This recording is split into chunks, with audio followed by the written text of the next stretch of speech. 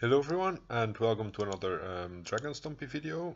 I just played a few rounds with this myself and it's been performing quite okay. Let's see which one I'm playing here. Like, this is not the version that I've played before, but someone on Reddit played it this weekend, I think, in at the Card Kingdom 1K. Which, by the way, you can watch on, let's see, Twitch Card Kingdom. Yeah, they have like a full stream. I think it's 7 rounds plus top 8. So like, yeah, you can watch the replay in their videos. And one who won the event was what's it called, Michael Tessier, and this is the deck list that he played. I just made a few changes, like he even had the right of the matches, and yeah, he posted what he would change in his main deck and sideboards if he could do it over again. So I also made these changes in the version I'm playing. Just yeah, because if he says like he wasn't very impressed by certain cards, I might as well skip on trying them out. And so far I think I went, I don't know, probably like last league I went 3-2, and the one before I don't remember. Like, the most important thing to note here is the triple rolling earthquake in the main deck. Like, normally people play either 2 or 0, and this card has been really good for me. And also of note is the Sorcerer's Spyglass. And yeah, like of course the 4 Chandras, then 2 Chandra Pyromancer and 1 Goth of the Hammer. Sideboard has Fairy Macabres instead of Leyline of the Voids, and I don't know, a bunch of other cards.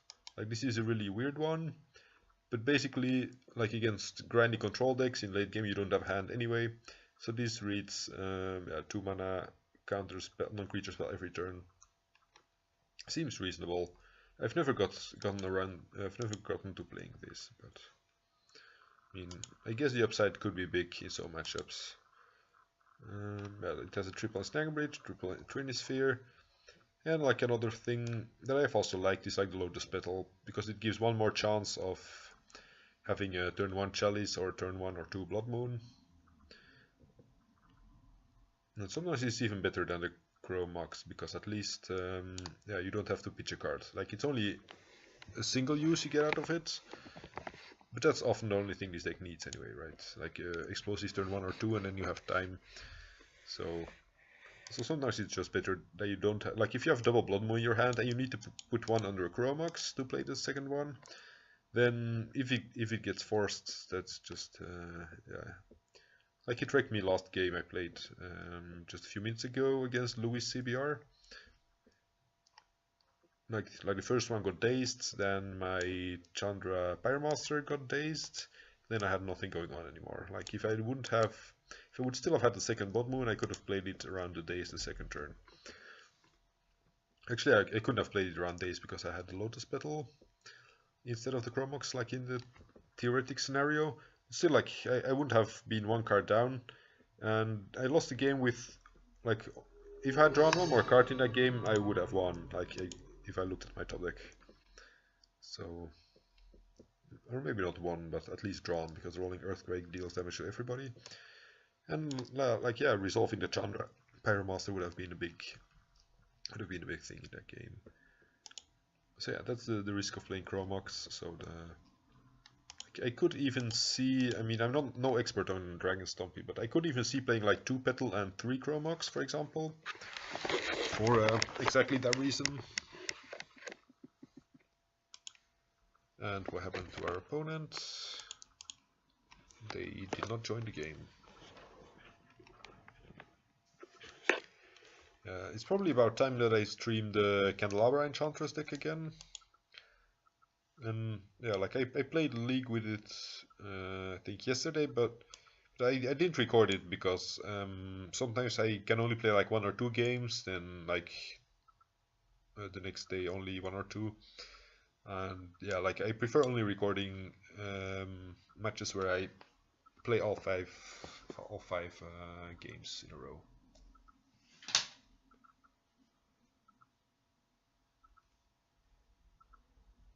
And I actually won against Storm with the Enchantress deck there.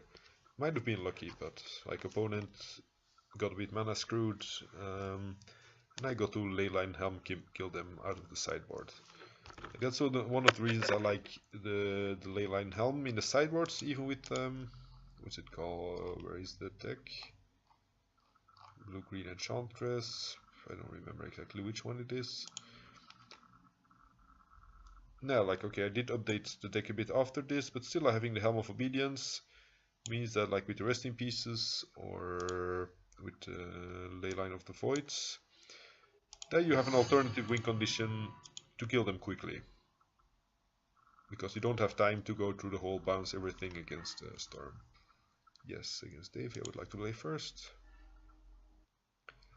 Turn 1 Trinisphere seems good. But then I lose my City of Traitors the turn after, so I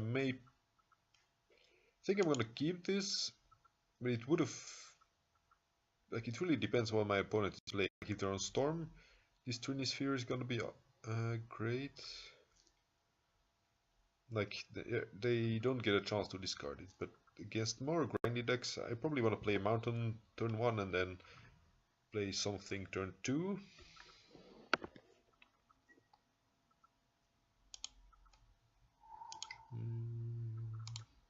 This is something silly that I do, like I pretend I might want to bolt them, but then I decide to wait. Like just pretending to be burn. Probably doesn't work, but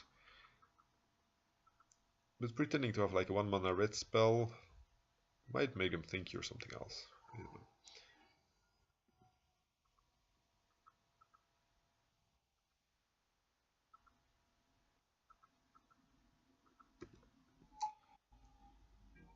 Yeah, like now they get to play Deathrite, which means Trinisphere is not as good.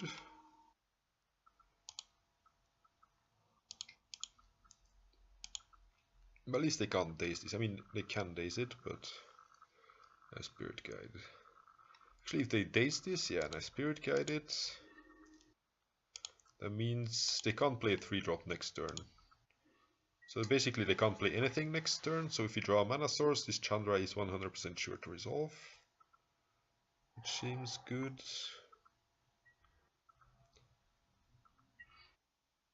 Not draw a mana source, but they can't force this Rolling Earthquake either, so we got to kill the Deathrite, and they're still behind on mana for a few turns. I mean, they're still not going to be able to cast anything for a while. So, Rolling Earthquake, really good card. Also a good finisher. Like in the late game, you might have like something like 8 mana. Nobody's doing anything. Oh, this is gonna cost me 3 mana, right? Yeah, that sucks, kind of. I think I want to pitch a Chandra though. Like if this gets countered, I mean, I would like to have a Chandra, but to play something like Young Pyromancer, it could be more valuable to have a sweeper and not just the spot removal. Didn't realize I was saying the Rolling Earthquake. If you top deck it late game, you might just deal 8 damage or like kill their Jace or do anything random. Please play creature, which I can kill with a Chandra.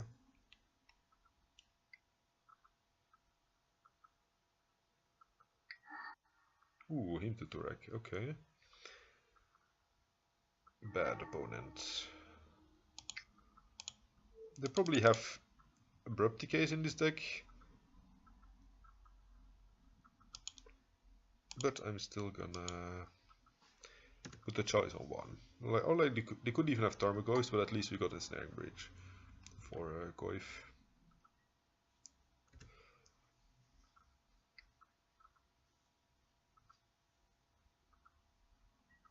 Okay, they do have the Goyf.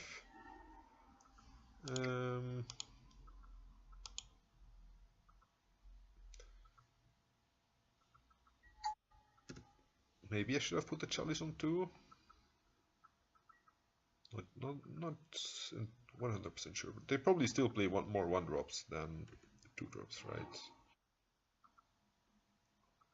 And I'm gonna keep the lands until I have something I can actually cast. Though if I play the mountain now, next turn I can play the City of Traitors and I'm 1 mana ahead. But I think I'm gonna start doing that here.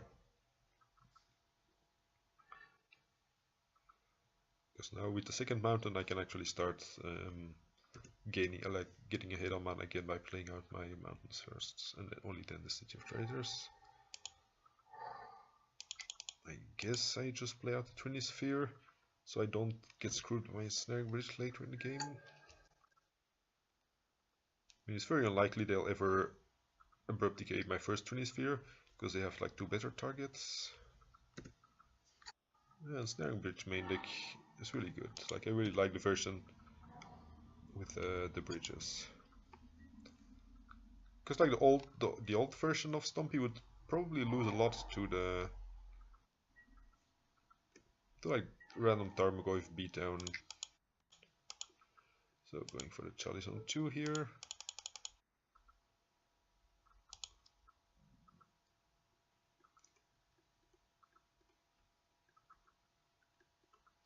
And keeping the City of Traitors until I actually, like, if I draw Chandra, I could see playing it so I don't get, I don't know, I can't even get Spell Pierced, right? Anyway, just for a turn that I actually want to have the mana. Okay, actually now I do want him to waste me because I have the second city, so I'm gonna play it out. If I didn't draw another city, I probably would have kept it. Opponent seems to have hardcast Force of Will. Guess that's fine. As long as they're not decaying our bridge, they can do whatever they want.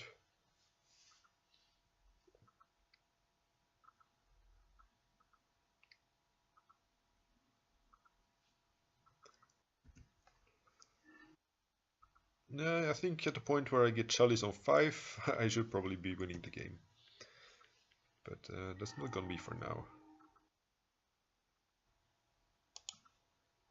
Here again I'm gonna play it out, because next turn I can have the City of Traitors and be ahead on mana. Compared to the... Maybe I'm... Oh, Abrupt Decay on the bridge, yeah. Now we really need to draw another bridge, probably. We're very likely to lose it from this point. Like, our opponent has 6 cards in hand. We need, yeah, exactly, a Snaring Bridge again. The problem with putting Chalice on 2 as well, the first one, I could have done it, but then I couldn't have played the Chalice on 1 afterwards. Because Chalice on 1 is an exec, so it's actually 2 mana, and it gets countered by your first Chalice. See, I may want 2 Chaos Warps to kill something that's too big. I'm not entirely sure. Because whenever I board in the XR bridge, I think I usually board out the God of the Hammer. But I also think Trinity Sphere is not so good in the bug matchup. So I may board that out. Could see bringing in like one of these to kill a Delver randomly, I guess. I mean, it doesn't kill Tarmogoyf, but... On the other hand, Goth is like very hard for them to kill if they don't have a creature. So I'm not entirely sure. I think I'm gonna try it like this, like keeping the random Sorcerer Spyglass. Maybe you hit a Fetch or Liliana. Could hit a Deathrite or something. Would like to play first, yes. Turn 1, Blood Moon. Yeah, I guess I gotta keep this. Fiery Confluence is doing the least here in the near future, so... This resolves, they should concede, right? I don't think that kind of deck has an answer to Blood Moon.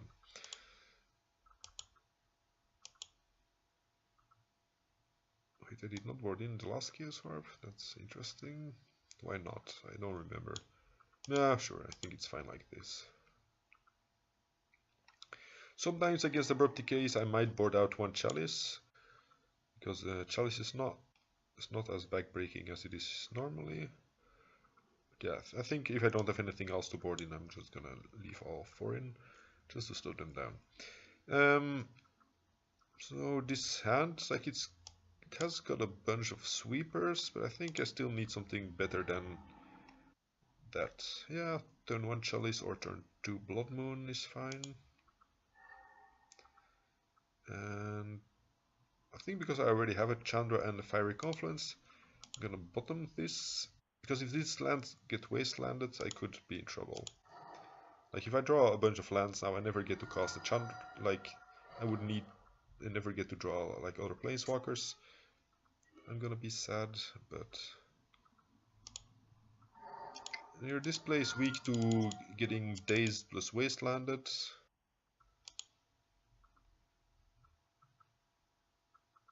But if they don't have to wasteland, at least our Blood Moon is more likely to resolve if they counter this. Opponent has a counter spell, either a Daze or a Force. They're clearly thinking about whether they want to counter this or not. I mean, theoretically they could have a child, and the child could have been annoying, and that's why they were taking so long, but in general this is a very clear indicator of them having something. Yeah, and this is exactly why I did not want the second Chandra on top. Because now we are gonna recover quite slowly.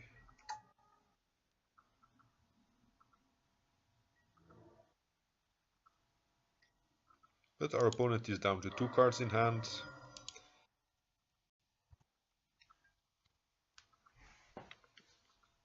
So they're gonna need good draws, or they need us to not draw mana for a few turns. I might even be inclined to play Rolling Earthquake first, if I get to 3 mana. Oh, him to Torak. That's okay, we still got to keep the mountain, that's most important.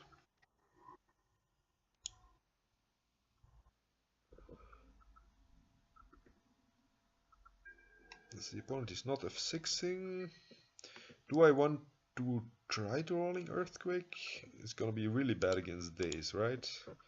I'm gonna do it because this is a deck you don't care about playing carefully, but you just want to jam stuff and get people. And the upside of killing all their stuff is just too big. Like they've got not so much going on. I mean, they have 3 cards. We have 3 mana, so we're not very far behind. I'm gonna keep this just if I draw Chandra.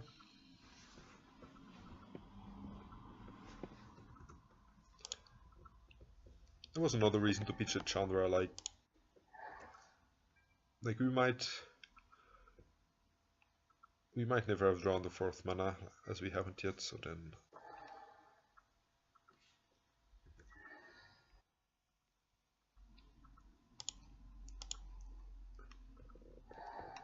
Tarmogoyf. That would be kind of annoying, yeah. I think because I have a 5th mana to play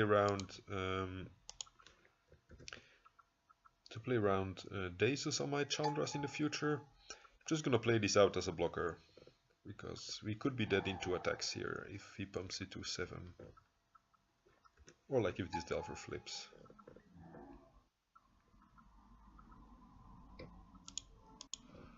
So I need to block here, because if he flips an Abrupt Decay, we would just be dead. If he can kill the blocker before we use it next turn.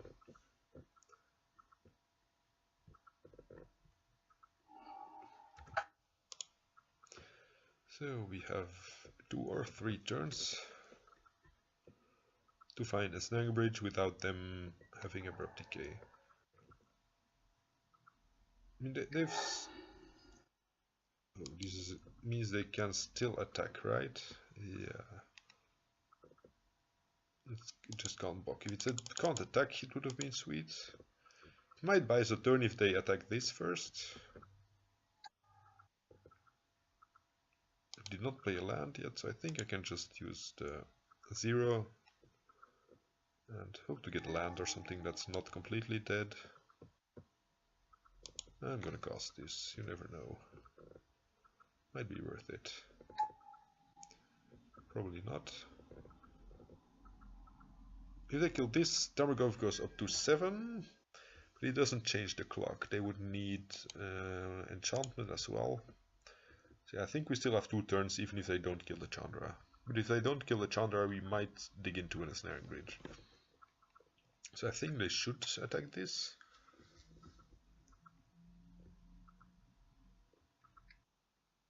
Oh, or just kneel it, okay. I only brought in one abrade, so that's... So we only have the fiery confluences against this.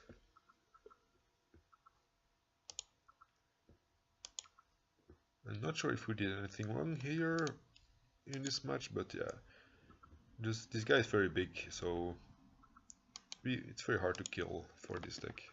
The Chandra Torch of Defiance deals 4 damage. Fiery Confluence deals at most.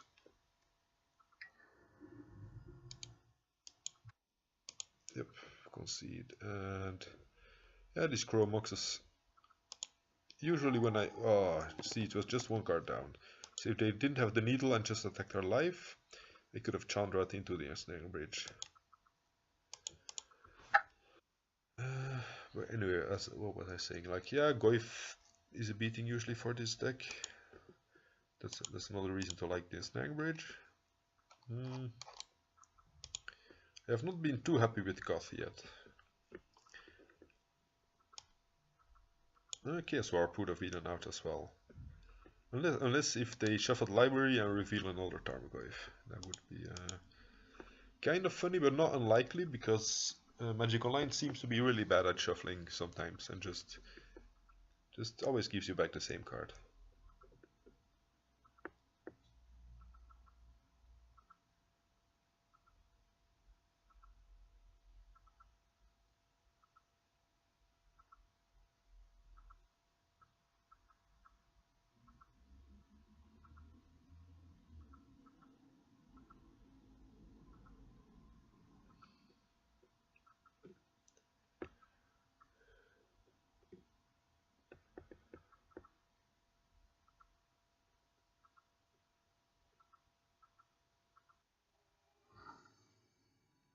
And the second match.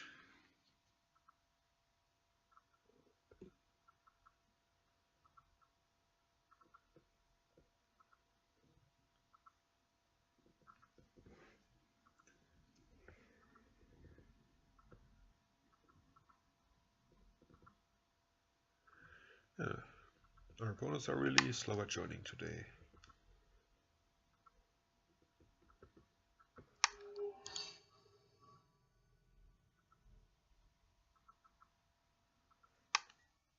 And against Zitz, I think I played against him a few times the last few days. One Chalice or Blood Moon? I think I'm going for one Blood Moon, right? Because otherwise I have to sacrifice my... Or I could turn one Chalice with the Spirit Guide and turn 2 Blood Moon. I think I'm gonna do that. Need the Spirit Guide for the Blood Moon if I try turn 2.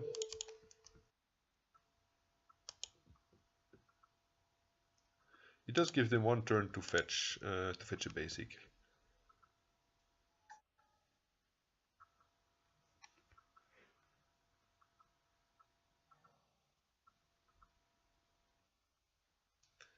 Huh. Horizon Canopy.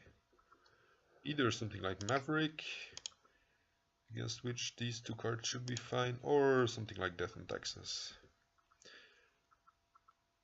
I guess Maverick this will be really good, because they usually only play 1 or 2 basics, like that one. But against Death and Taxes it wouldn't, yeah. It would definitely have been very good against them if they did not have their 1-off forest in hand, but...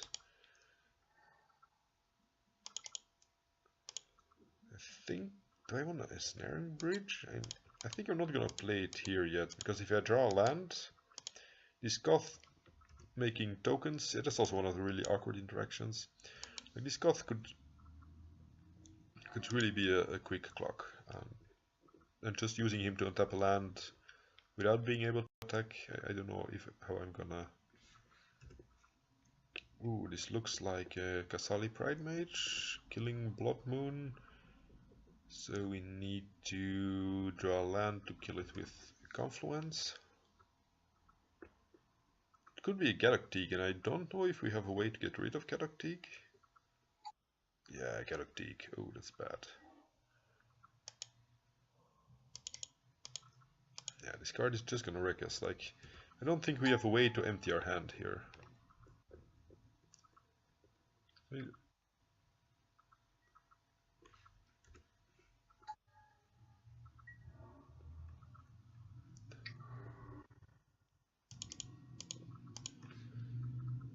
At least he can't attack with the sword equipped yet.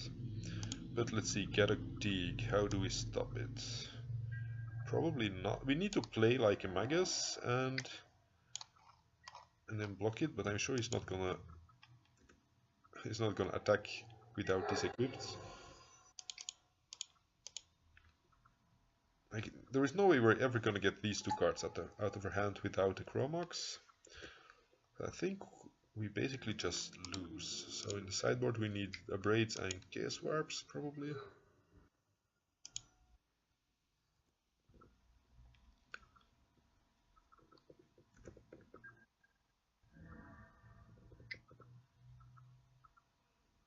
So this is gonna be a very slow death.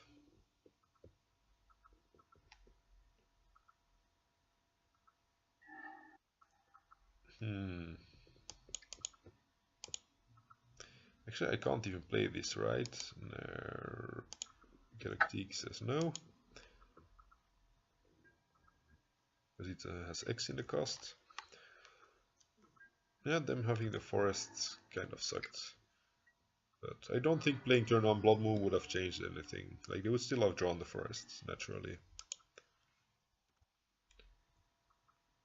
I need to draw a bunch of Spirit Guides, so I have a bigger army than him.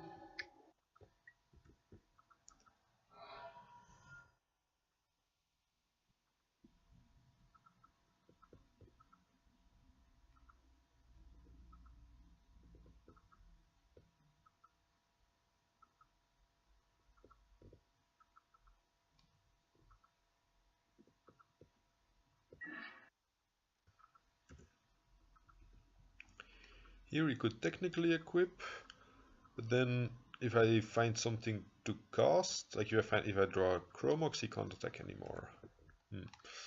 Seems very unlikely, so yeah, I think equipping is correct here.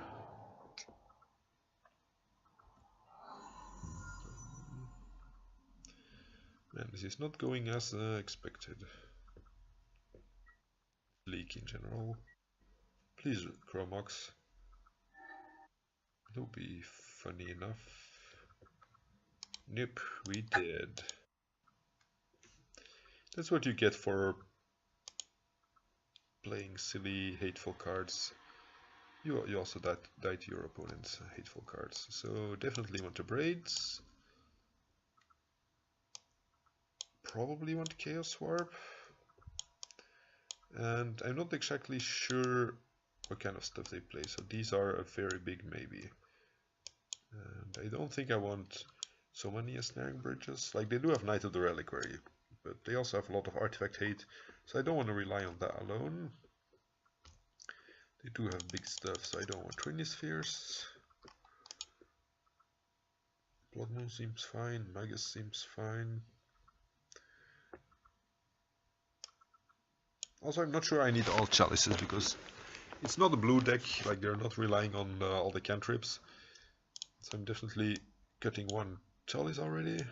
You could have a bunch of planeswalkers like Garruk Relentless, so maybe one or two Spyglass are fine. Probably cutting this bridge. Like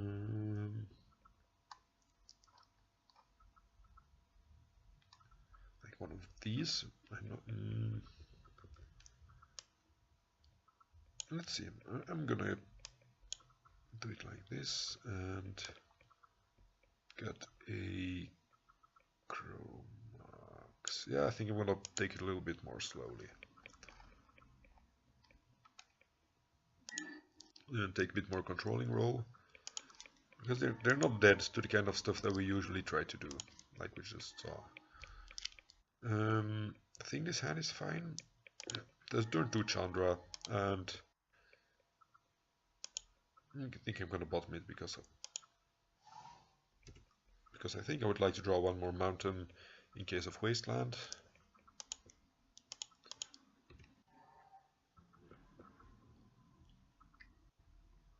Okay, this is kind of bad against Falsies. Maybe I would have liked the second Chandra here.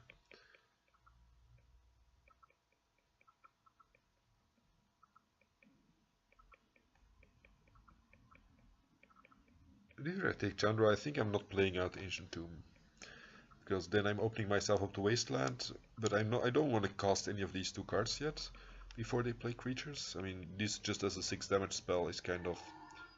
Ooh, Spirit Guide. It's not half bad. So yeah, I'm glad again that I bottomed the other Chandra. Now I just need him not to have like double Wasteland. Please no Galactic opponent. Thalia is fine. Let's see, Chromox. Page, probably Rolling Earthquake. Then I have... No, I need to kill the Chandra, right? Yeah, I won't have... I'll only have 4 mana after I play the Chromox, and I can't cast this through Thalia.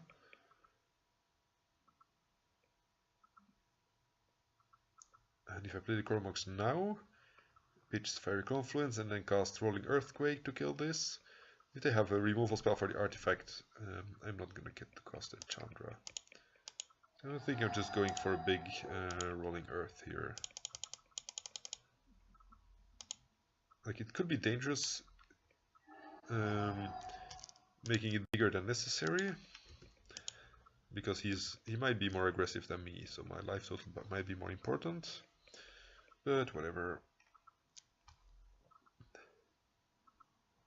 I could have played it for, like, I could have taken 2 less from the Ancient Tomb and 2 less from the Rolling Earthquake, so I would be at 4 more life.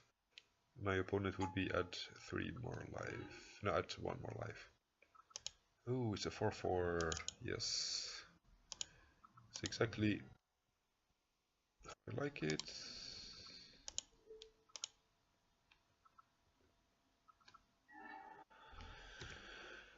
Just in time. So yeah, if we lose because we're 4 life short, then it would have made a difference.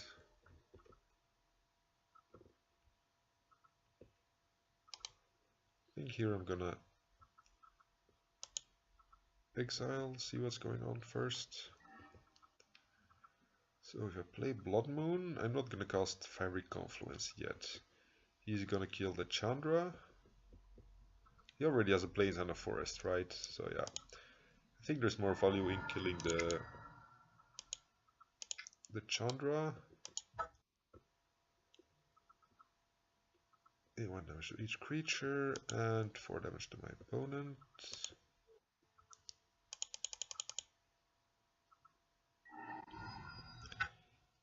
Yeah, I definitely would have liked to be at a higher life total now, like 7. It's kind of weak if he has a fetch land plus Knight of the Reliquary, for example. Okay, so we exile the top cards. Ooh, yes, I would like to cast this.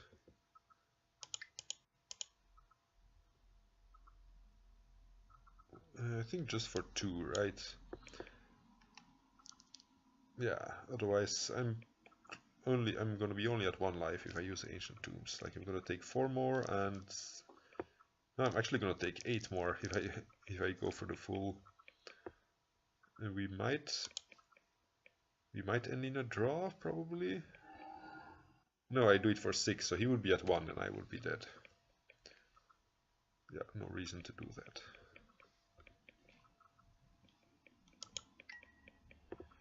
Sure, Thalia. You're annoying, Thalia.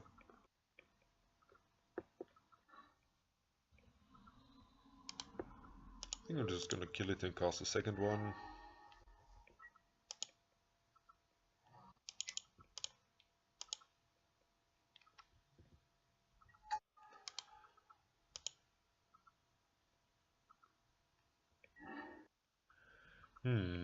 It's a pity I can't cast it. But yeah, opponent should be dead soon enough. Hopefully.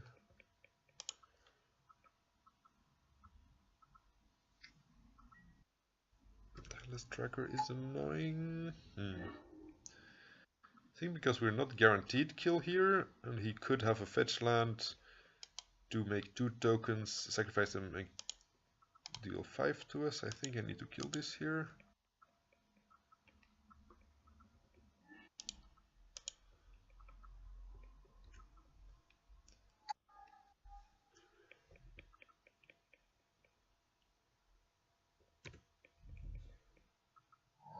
Yeah, he did have the fetch land, so he would have been... Actually, no, if he would have to fetch, he would go down... He would have dealt 2 here. He wouldn't have been able to fetch. That's a mistake. But he would have been able... No, he wouldn't have been able to kill the Chandra either, right? Whatever. Let's hope to just hit here.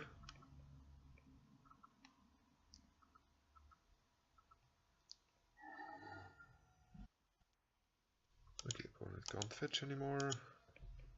So they can't get a basic swamp here.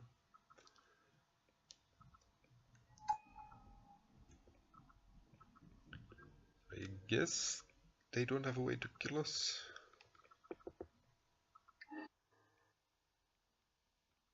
Oh yeah, they have a plow. Okay. At least we're back to 7, so...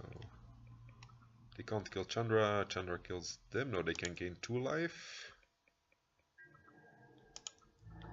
Yeah, they gain 2 life, they're not dead, so I need to rip something that deals damage.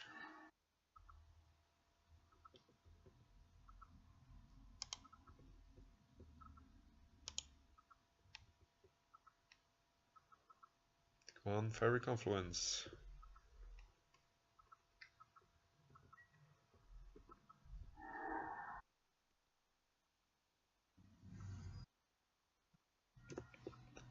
Okay, they need to exile a creature every turn.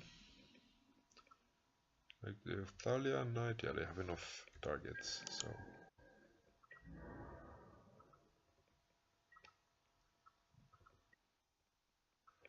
I think I'm gonna play this first, just make him gain before we play the Earthquake.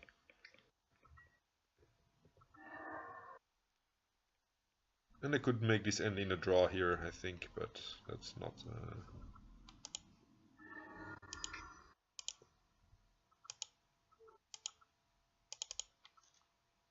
I think there is no use, like I prefer winning. It would be funny, but I like draws in Magic Online, because normally you can never draw unless you deal like a bunch of damage to yourself and your opponent equally. I think I like the configuration.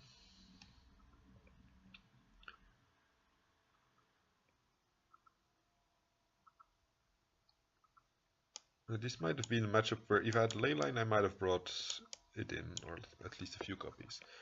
But yeah, Macabre just removing a few lands for his Knight of the Reliquary or something is just not good enough. Nope, no lands, easy mulligan. It has nothing, but anything we scry into... Like we get a scry plus an extra draw step, so I think I'm gonna just hope to... Like it has a bunch of mana. I guess a mountain is not the worst. I mean, it's a more stable mana source than these.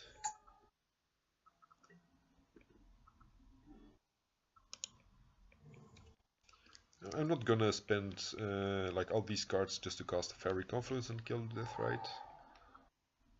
But yeah, if he plays another creature, I might be inclined to just board wipe.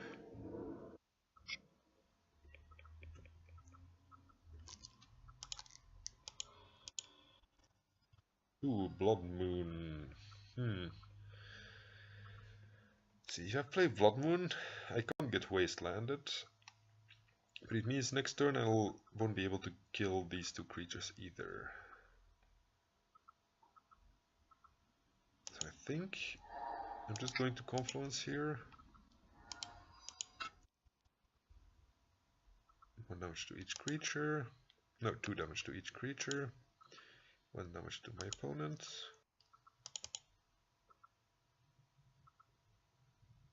Oh wait, I need to exile both of these here.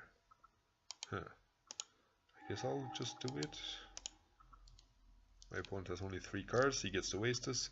We play another Soul Land and I Blood Moon. So unless if he has a creature now or a fetch land for a basic, I think I don't mind this this play here, this exchange.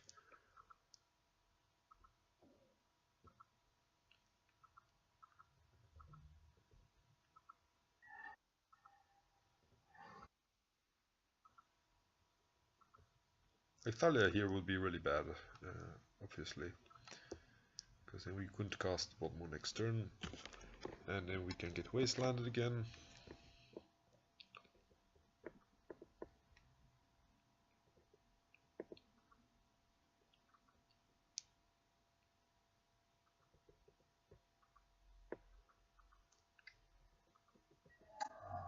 Huh.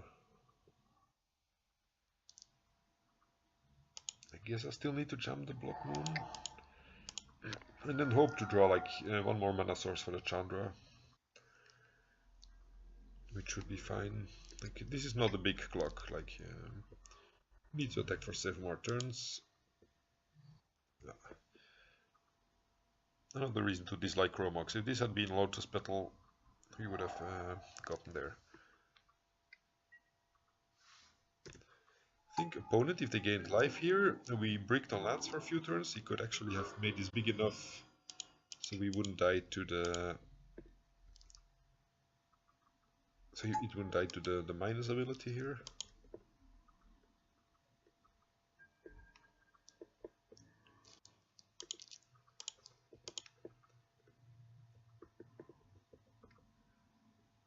Like, okay, he would actually need a second...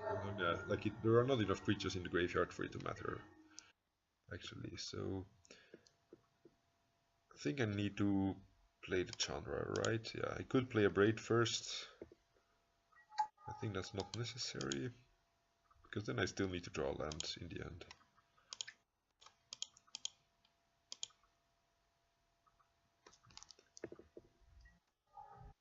I don't even need to kill a Scavenging Ooze, I think. I mean, I'm gonna do it in case he draws removals for a Snaring Bridge, but I think there is no real reason to kill it otherwise.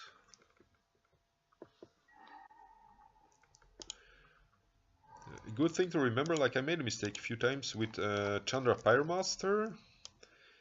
You can cast until end of turn.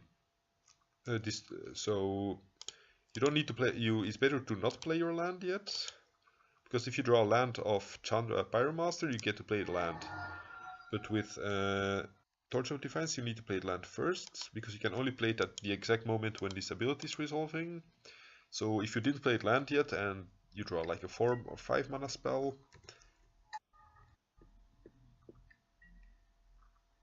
you might just yeah, like if I draw a 6 mana spell now and I didn't have the petal in play, I'm not going to be able to cast it.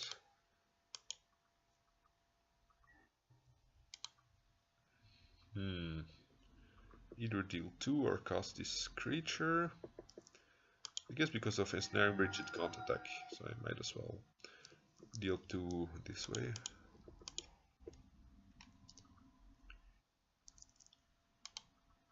Exile top cards.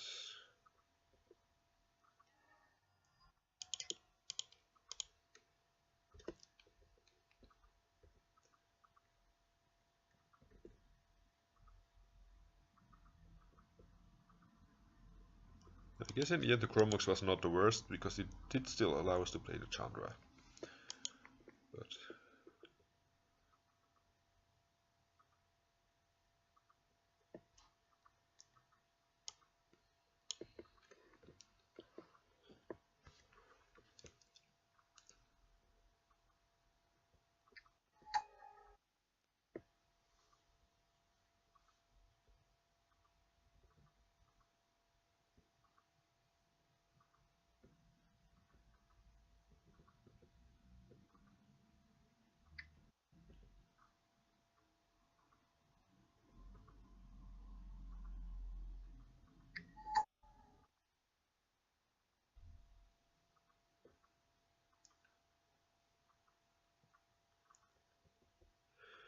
Stoneforge, sure. Yeah, I could jitter one of his creatures and then make it smaller, I guess. Like he could equip it with this. If he ever gets counters on it, you could make this into a 0/3 attack and then pump it again or something. But yeah, you would need like triple counter or something, right?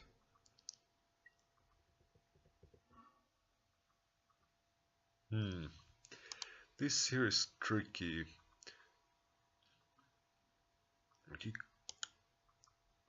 Does it matter? Oh, actually, this can return a forest. No, I might be inclined to just kill the knight because it can tutor for stuff I don't like. Actually, you can only tutor for basics, which matter, right? Because he already has all the colors. Yeah, I think whatever. I think I'm not.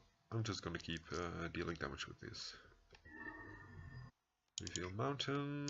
Play a blocker if we ever need one.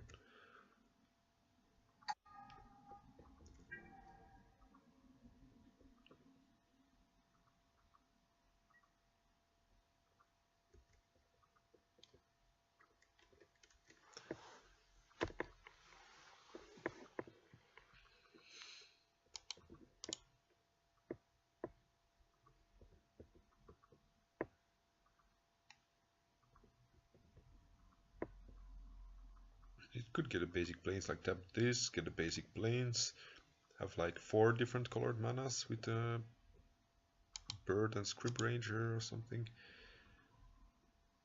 Yeah, like tap forests, 1, 2, then 3, 4, 5. Yeah, I could get 5 colored mana now with the script ranger and a knight, but there's nothing he has that would need him to spend 5 colored mana, I think.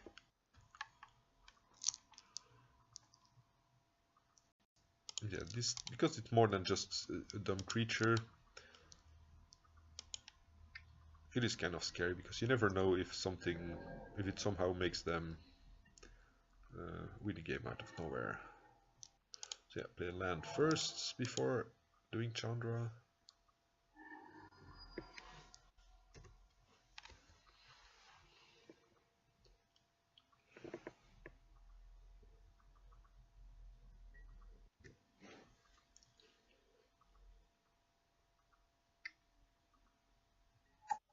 Huh. Okay.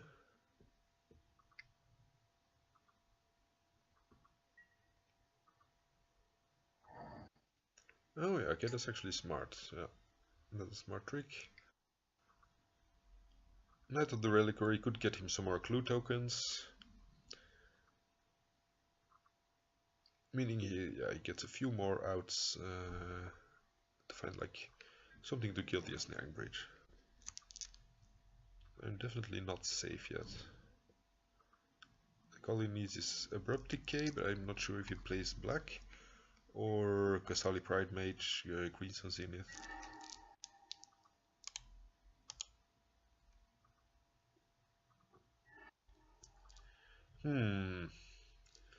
Opponent is at a lower life total, but can I get punished for playing this for 7? I think not. I think I'm just gonna cast it for 7, right?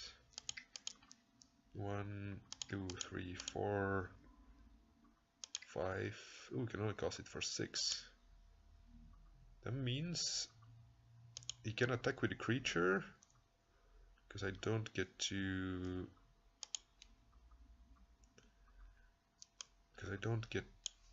empty my hand. Actually, no, he doesn't get a creature, because all creatures are dead. I think I still want to cast it here. But I still want to be able to cast my Magus of the Moon afterwards, just to be absolutely certain. 1, 2, 3 mana up.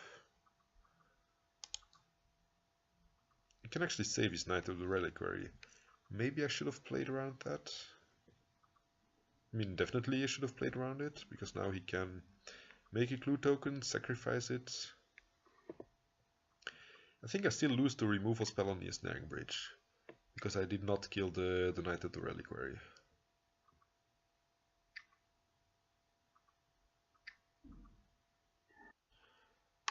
Like, My Magus can't kill stuff if he equips it with a Sword of Fire and Ice.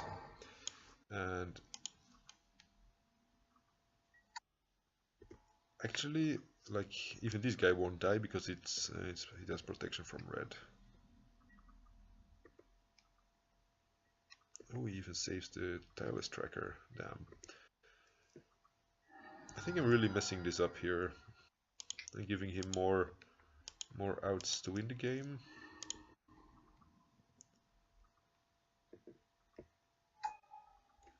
Like, I could have dealt 3 more, not play the Magus, and then Chandra would finish them next turn, and now Chandra is not a guaranteed finish. So I think I gave them an additional turn here.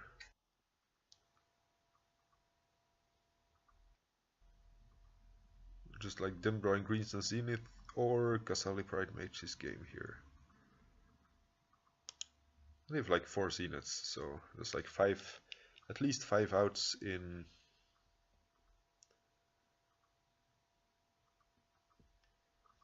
like 37 cards or something.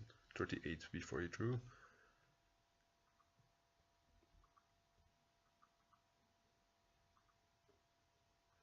If I draw a spell, I win. If I don't draw a spell, I need 1 more turn, because this deals 5 damage if I play a spell. There could have been a reason not to play Magus, actually, because there is no reason to keep it in hand, and it would be an instant kill for next turn. Yeah, definitely a lot of misplays there.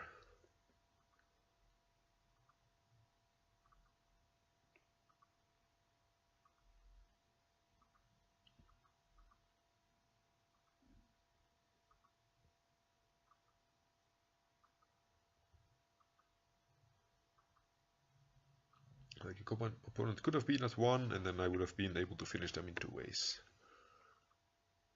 So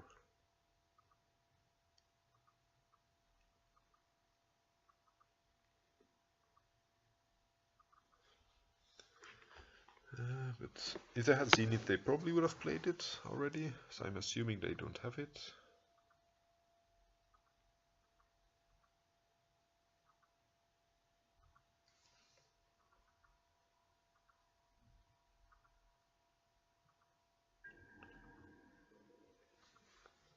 Yeah, maybe also as Rex Sage.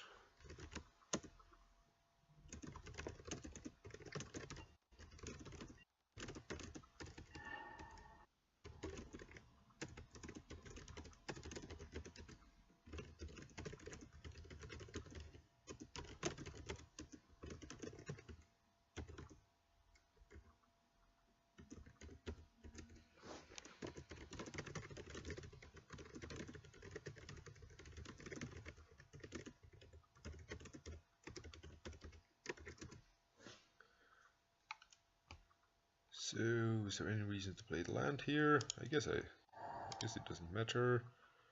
So, exile, we could hit the Fiery Confluence still, but our opponent says they have 7 cards, so that means there is like a 1 in 5 chance they win the game, which I just shouldn't have given them.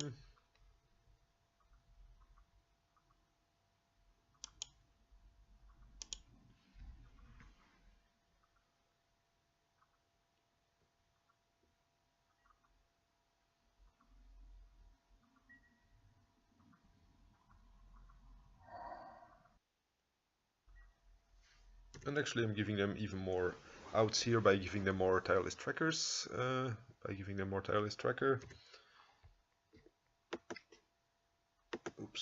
by giving them more Tireless Tracker activations.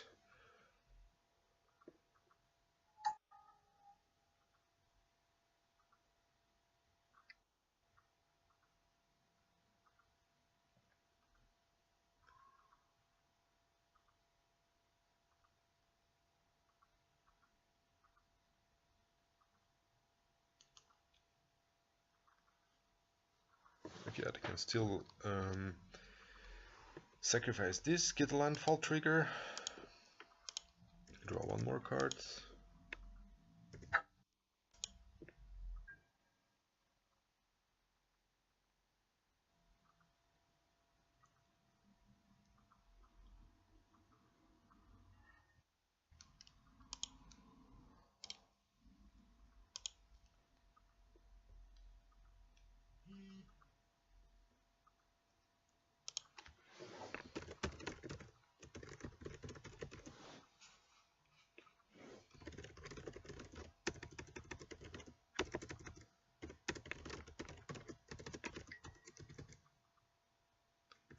Ooh, that's actually smart. I guess.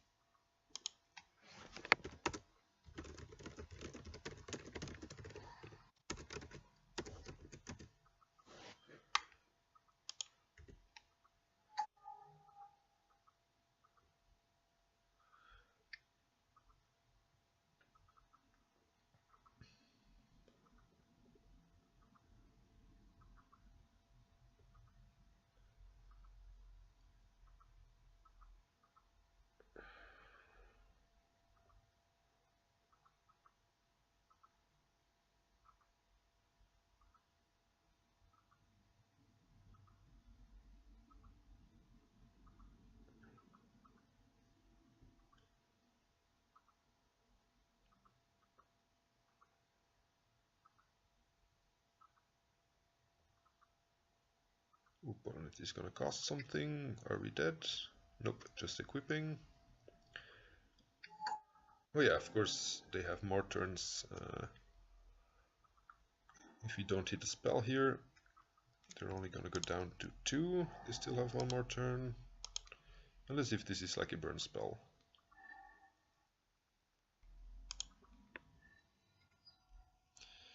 Yeah, just not dealing more damage with rolling Earthquake was clearly a problem. Like they're just getting so many redraws here.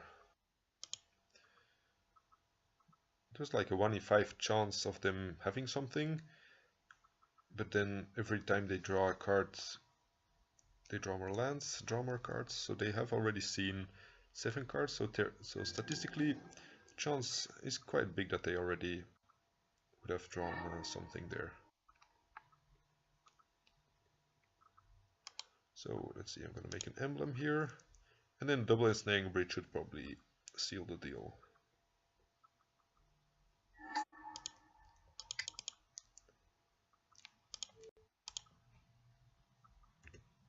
Because then they need like a double removal spell for it.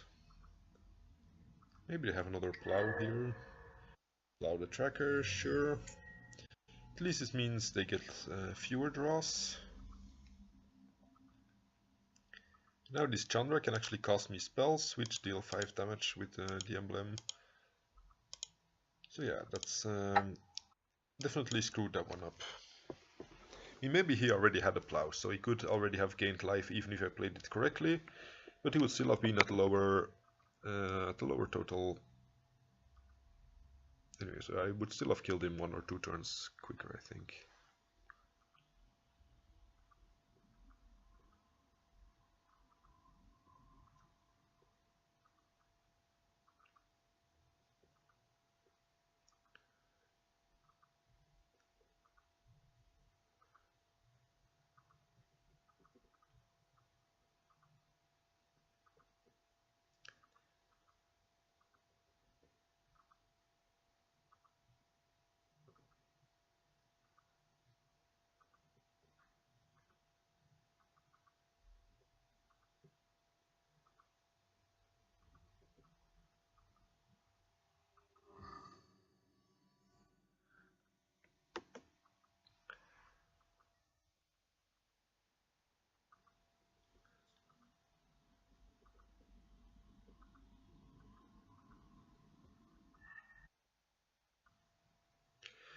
Yeah, I need to ship this, no mana.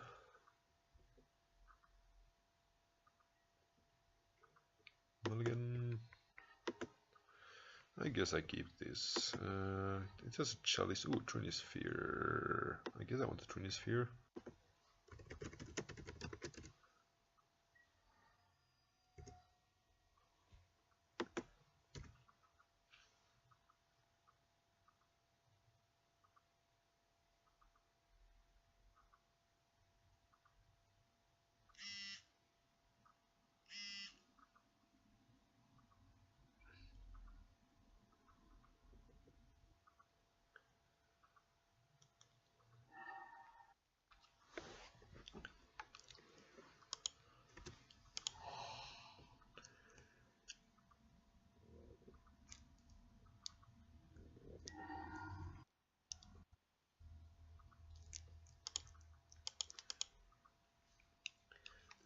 fetch a basic here, probably.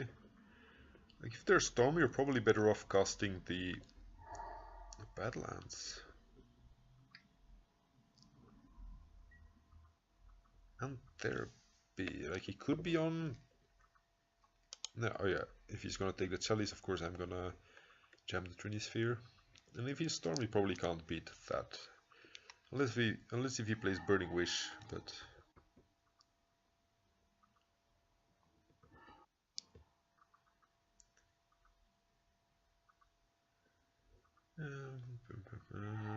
Trinity Sphere...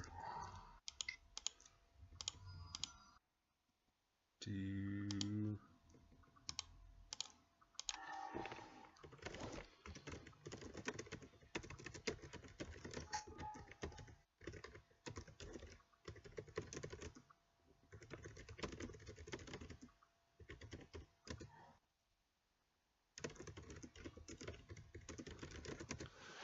Opponent asks if you're going to Eternal Weekend, which I'm not.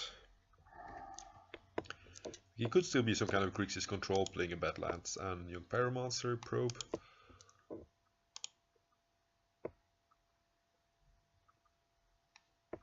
Anyway, like did not go to it. I did go to Eternal Weekend in Europe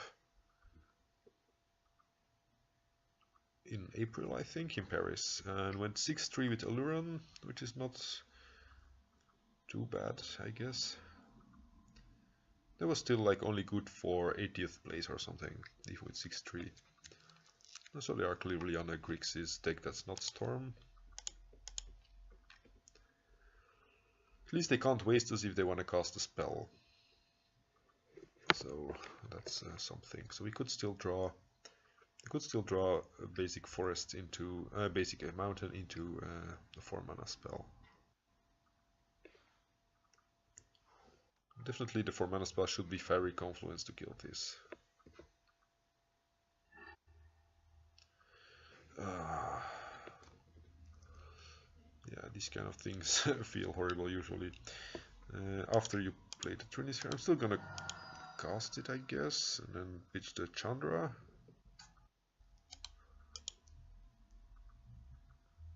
So it's our only guaranteed Fiery Confluence next turn. Playing the city now leaves me vulnerable to double Wasteland, I guess. I don't want to get himmed, or like if I draw another land, I can still play around Daze, I guess, if he wastes me. I don't know. Although Daze, he would still need to leave 3 mana open, so that's unlikely.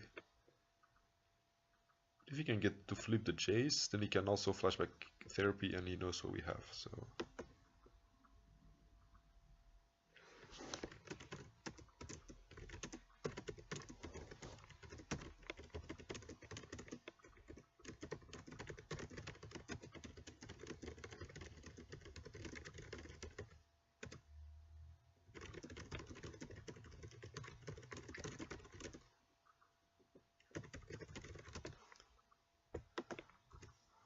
The opponent said that he hadn't seen this Chandra yet.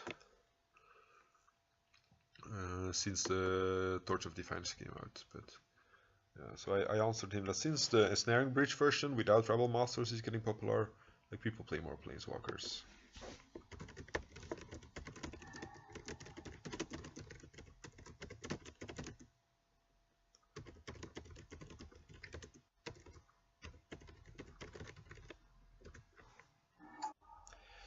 Ooh, this does not die to Fairy Confluence. Trinity Sphere does nothing here either. See, I think I still need to kill that guy. Hope to draw a Snaring Bridge.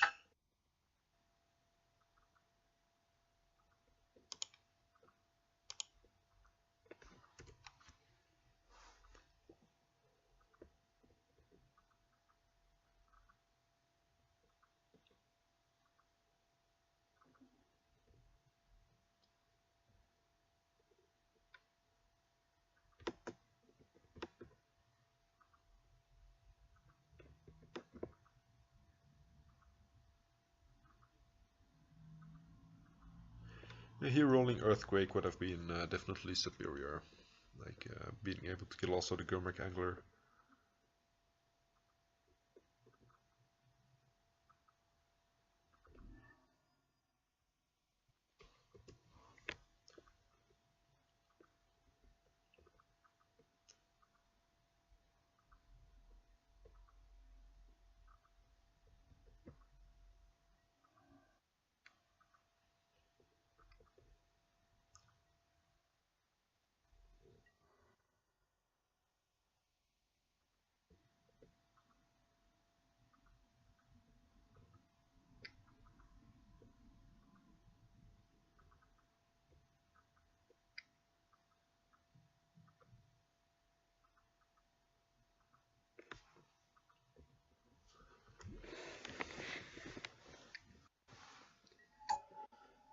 Pyromancer. That could prove problematic. I mean, at least we're dead if we don't draw a sweeper the next draw step, so... Actually, it's not more problematic than Gurmak, except like getting us shortening the clock by 1. But just Lightning Bolt would have done the same. It still sucks like getting Pyromancered 1 turn after board wiping. So, dead. We want, or I want, probably cut the Trini Spheres. They have a bunch of 2 and 3 mana spells. I mean, this is okay against Force of Will, I guess, but whatever. I might sometimes cut the Magus of the Moon in these matchups because they play Lightning Bolt and a bunch of like basic island, similar things. Maybe they play other Jace, like big Jace. I think I'm gonna try at least some stuff that's good against Jace, but not gonna overcommit until I actually see it, and then maybe leave in the Magus because we're on the play and it can do some stuff. I'm not sure if this is an ensnaring bridge matchup. Like they do play Angler. Apart from that, like Young Pyromancer is clearly not a card to play ensnaring bridge against. Basically, I'm just rambling because I don't know exactly how to play this deck. I've only played it a few leagues. Not even this version, like Dragon Stompy in general.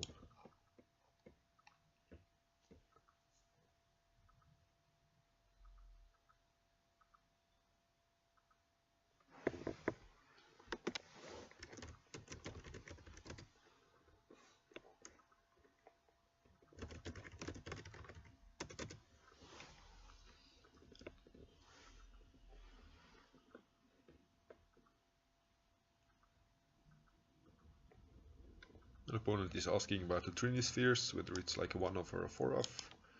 And I don't mind telling him, like I sideboarded it out anyway, and it's not gonna make his sideboard any different. Yeah, I told him it's a 3 of the most lists, I think. Sometimes like the 4th one is in the sideboard against Storm, but I think Storm is already good enough. It should already be a good enough matchup according to people who play this deck more often.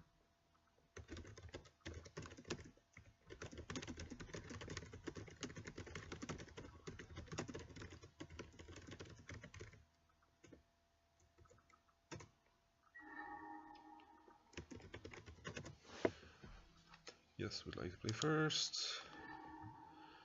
Turn on Blood. What's better here, Blood Moon or Chalice? Theoretically, I could play Chalice and then Spyglass him or something. Yeah, I think I'm gonna start with Blood Moon here, because he's gonna be less likely to recover from.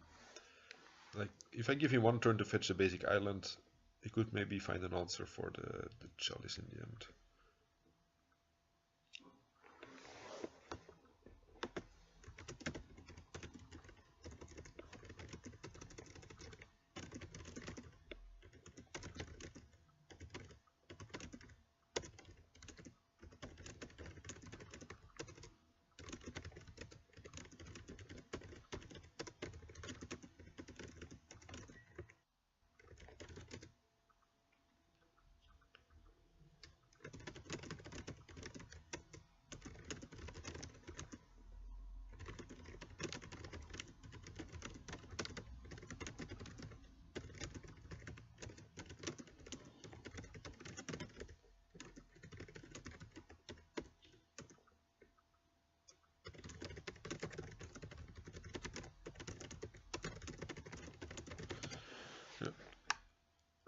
opponent is just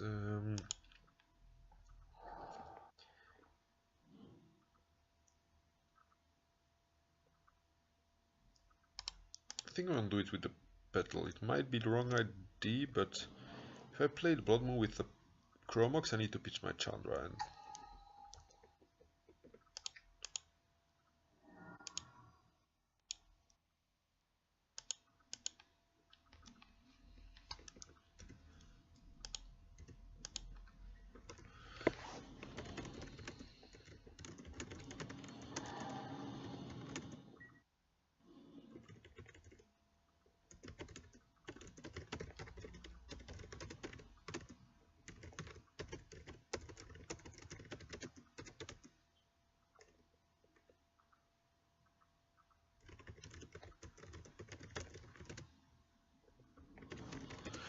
okay. Our opponent already had a... Oh, yeah, actually the Blood Moon means it's gonna be very hard to cast a Chalice here, except we drew another red card.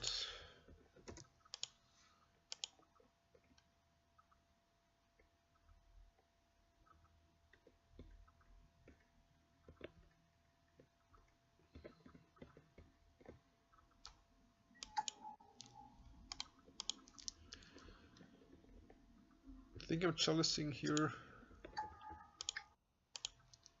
I could look what's going on, and there's like nothing I really wanna Pithing Needle yet, because I have Blood Moon, so naming a fetch land is kind of silly. Spell Snare? No, Brainstorm, okay.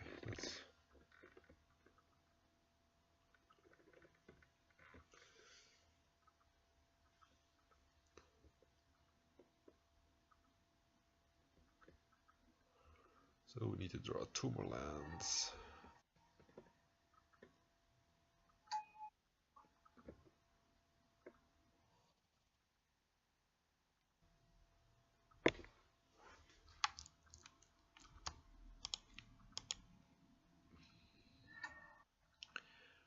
We're 1 mana short of casting the Chandra here.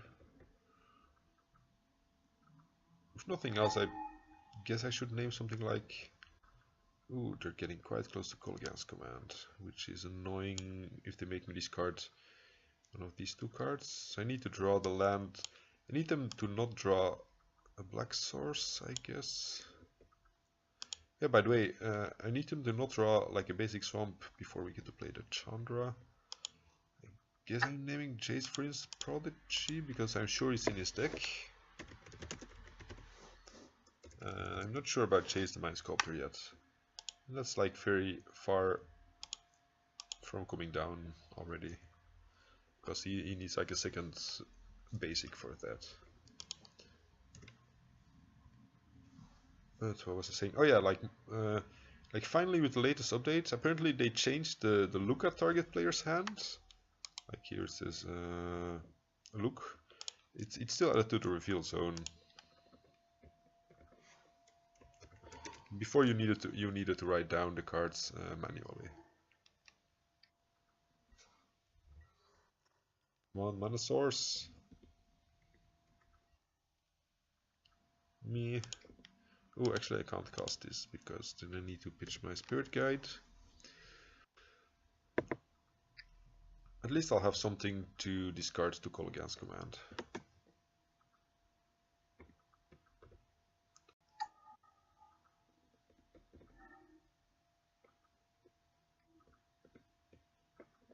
Snapcaster, sure. This could actually become quite annoying clock here. It's like this Chandra can only kill 1 and she goes up to 5. Yeah, like if he keeps attacking the Chandra, I guess that's fine because she kills with the plus ability instead of the minus. Like Torch of Defiance.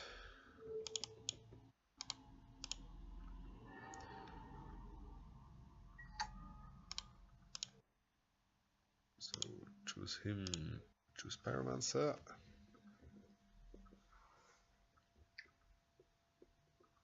I'm probably gonna make a few tokens here. Snapcaster, Brainstorm. Actually, this gives him 5 power and he gets to kill the Chandra, which is annoying. Or Snapcaster Bolt, whatever.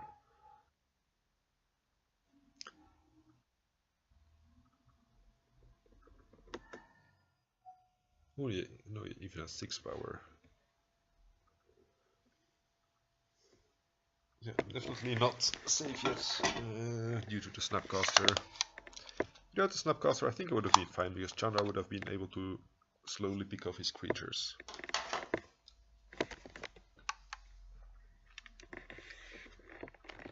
Here I'm dead in 2 turns if he gets rid of the Ensnaring Bridge.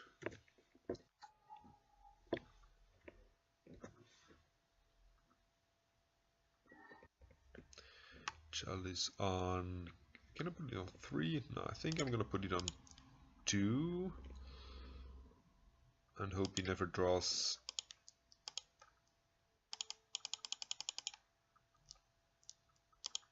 Hope he never draws his Black Mana Source.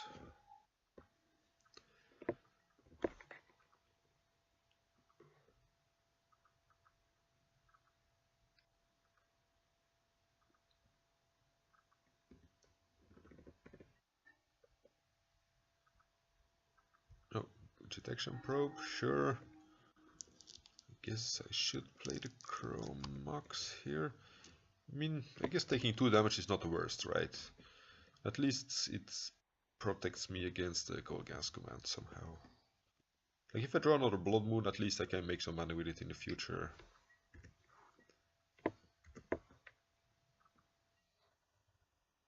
And it doesn't change the clock taking 2 damage here, so far.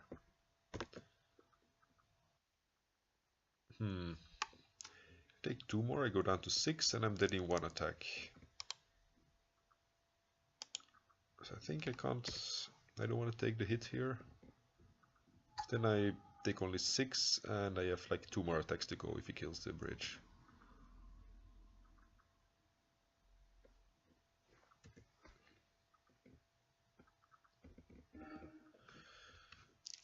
Exactly the Blood Moon I was talking about earlier.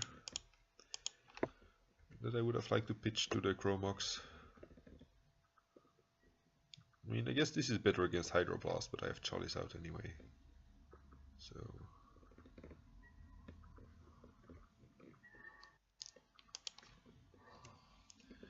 if I draw another Chalice and can Chalice for 3, I guess I should be fine. Except against the Jace the Mind Sculptor.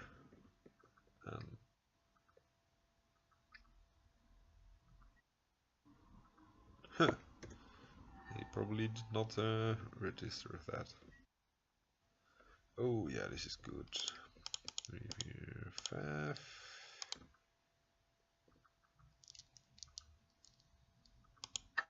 I can even play it around the Flusterstorm, that's good. So 1 damage to each creature. 4 damage to him.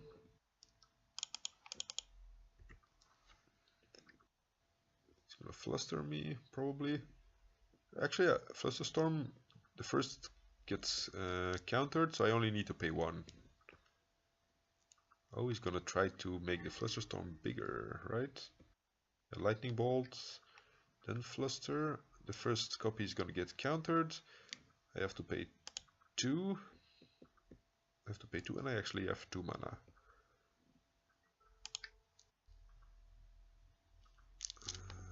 Yes, pay. Yes, pay. I think my opponent, probably because I had 1 mana floating and 1 mana unfloat, like not floating yet, maybe he didn't see the line. Oh yes, I want to upkeep his... Oh no, it could actually be dangerous. Like if I take his island here, he could just randomly reveal a Jace, right? Or something that's really dangerous.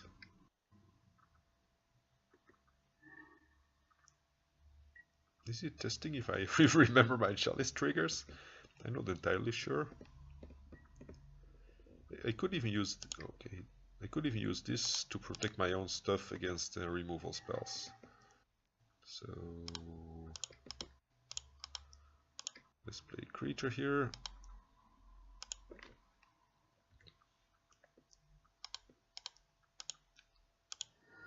Who's gonna force it? Wow, that's probably makes sense.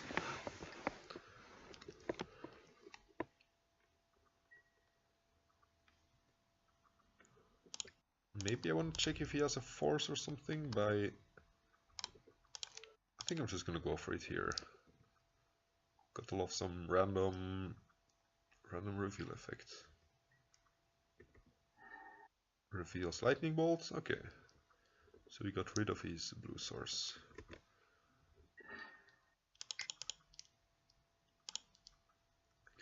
Get myself a Goth. Can't attack with a snaring bridge out. Another reason why I'm not too fond of him here.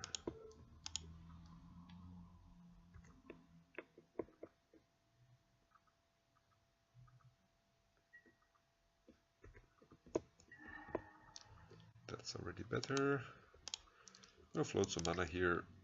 Like Goth and tap this. It's basically just adding one red mana with Goth.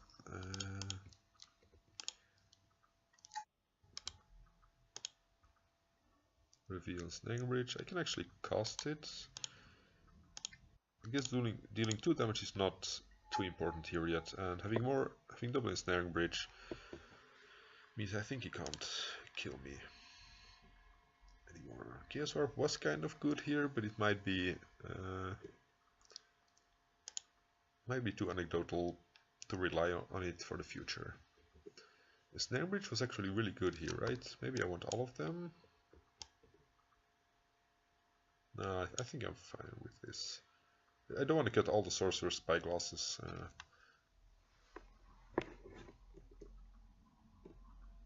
have a feeling you might still play stuff like the red he can... No, not the red D, because he doesn't play artifacts. Anyway, yeah, there is still a bunch of planeswalkers like Deck Faden that you can play in these colors that are... yeah, Deck Faden would certainly wreck me here.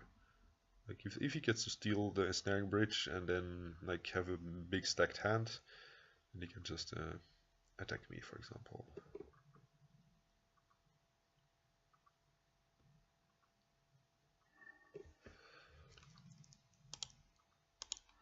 I guess turn 1 Magus through a Daze is fine. I mean, it's kind of like it loses to therapy on my Simian Spirit Guide, but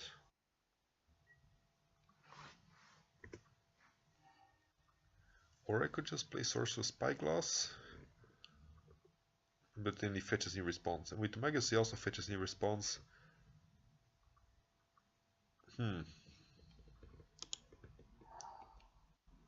That's kind of tricky. I don't remember if I saw him. I think game 1 I saw him play Wasteland. So this I guess is more safe against Wasteland.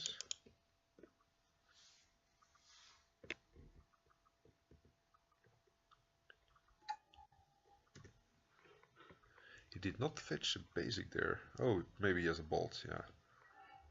Makes sense. That's another reason to check with the Sorcerer's Spyglass. Just be prepared for what's coming.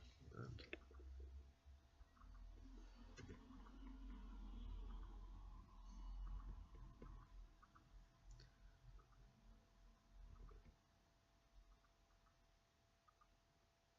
yeah, if I play Sorcerer's Spyglass first, I see he has a bolt. Then he needs to fetch in response anyway, and he probably would need to get a basic there. Because otherwise he might be shut off blue.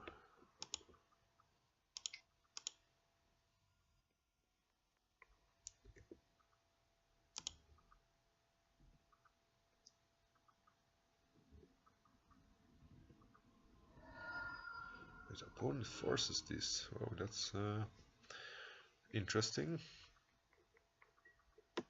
Probably has like a Jace, either type of Jace that he needs to protect. Because I can't imagine he's just doing this to get a... Actually, this does allow him to fetch a basic swamp and a basic island. So he does certainly have some merit.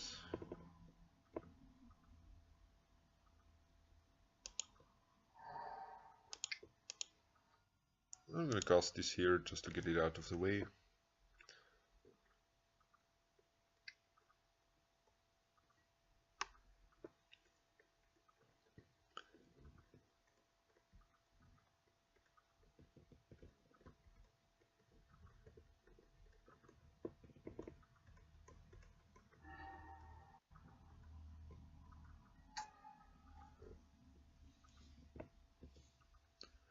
Yeah, I would prefer drawing some Chandra stuff instead.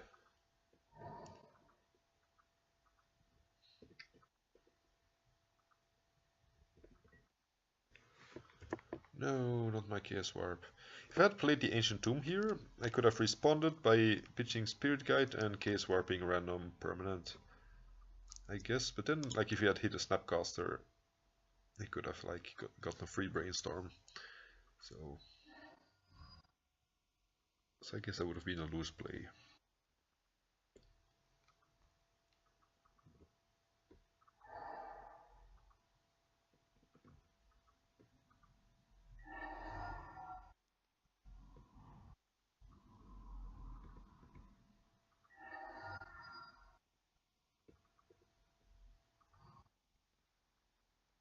Huh.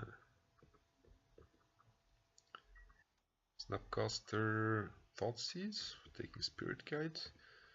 It's kind of interesting, I guess.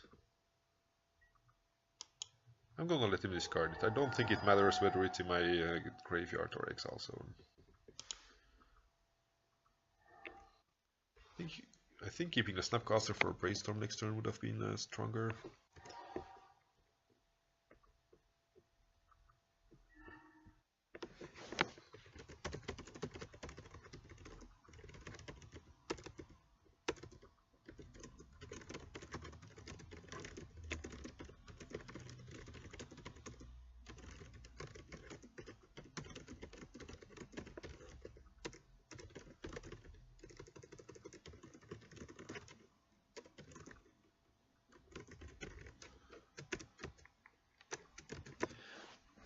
Yeah, I'm saying this to my opponent here because he's preparing for a big tournament. Probably doesn't play a whole lot of Legacy, or maybe he does, but I've never seen him in the leagues before. So I guess it's he could use some advice. Okay, he still has a Snapcaster for a Brainstorm there, which I guess is fine. I mean, he could find a call against command there. There could have been a reason to keep the Ancient Tomb in hand. I guess if you have enough mana, you should always keep a land in hand against call against command.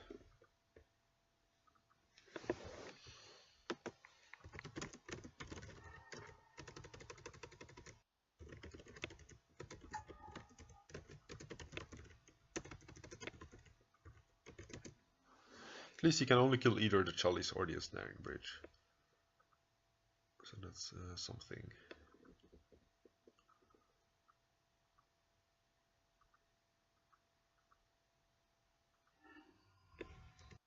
Opponent getting, I don't know, Volcanic Island, I suppose. You could get a basic mountain, but I don't think it makes sense. Yeah, Badlands is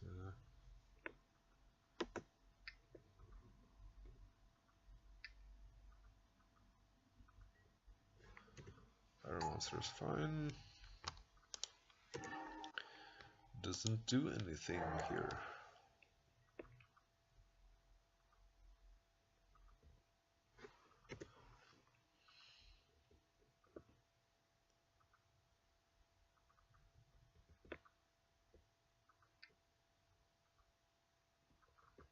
No, it looks like a call against command. That is kind of unfortunate.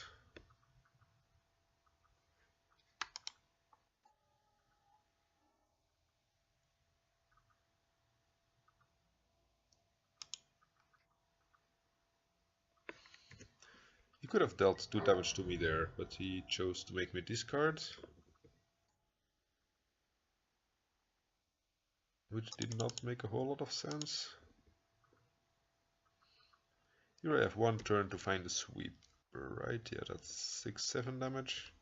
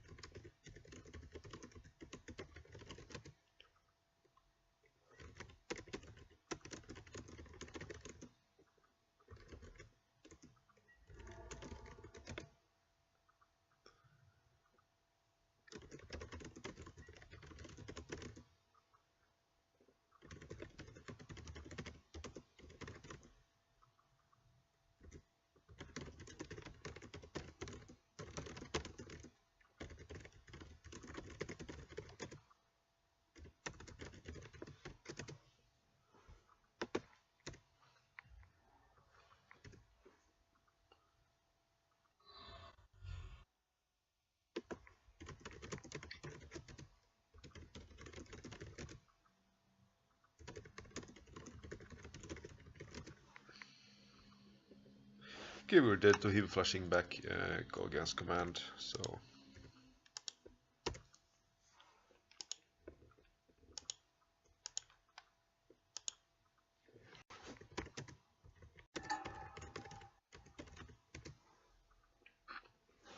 Our opponent thought they clicked damage.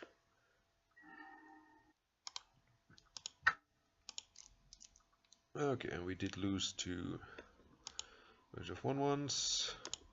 We would have drawn nothing. Me.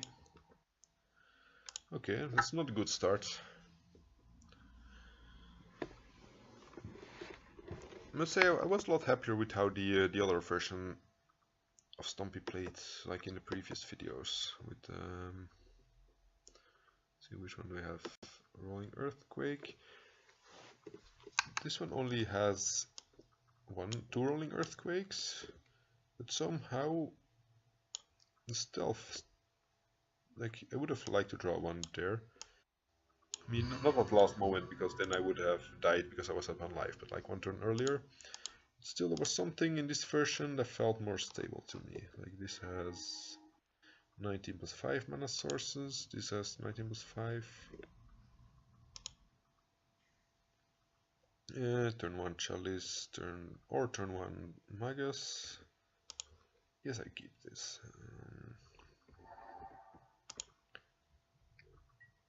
And I base my turn 1 play on what he does here. Like if I draw another red card, I might want to play out the Chromox. Yeah. I think I'm gonna put a Magus under there. So then I can play turn 1 Chalice. Through a Daze. I think playing around Daze is fine here. Tropical Pondery are often decks that play Daze. Like whether it's Infect or 4-color Grixis, like Grixis Delver.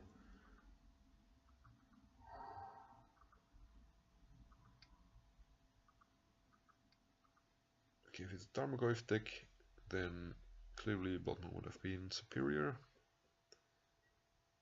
Reptica and the Chromox. It's actually not a bad play, because it forces us to sacrifice the City of Traitors to cast a Bloodmoon.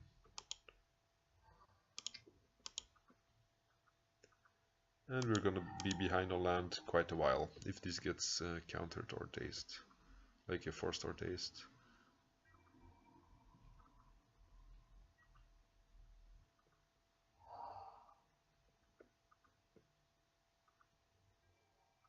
We keep this for Young Pyromancer basically.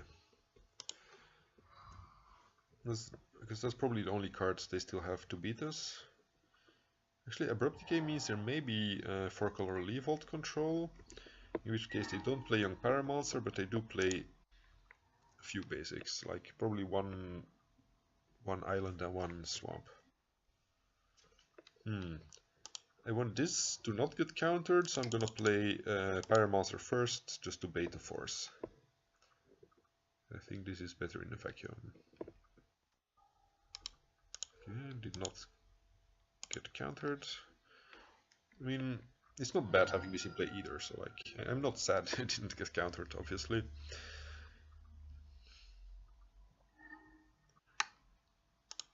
Play some more stuff, exile the top cards.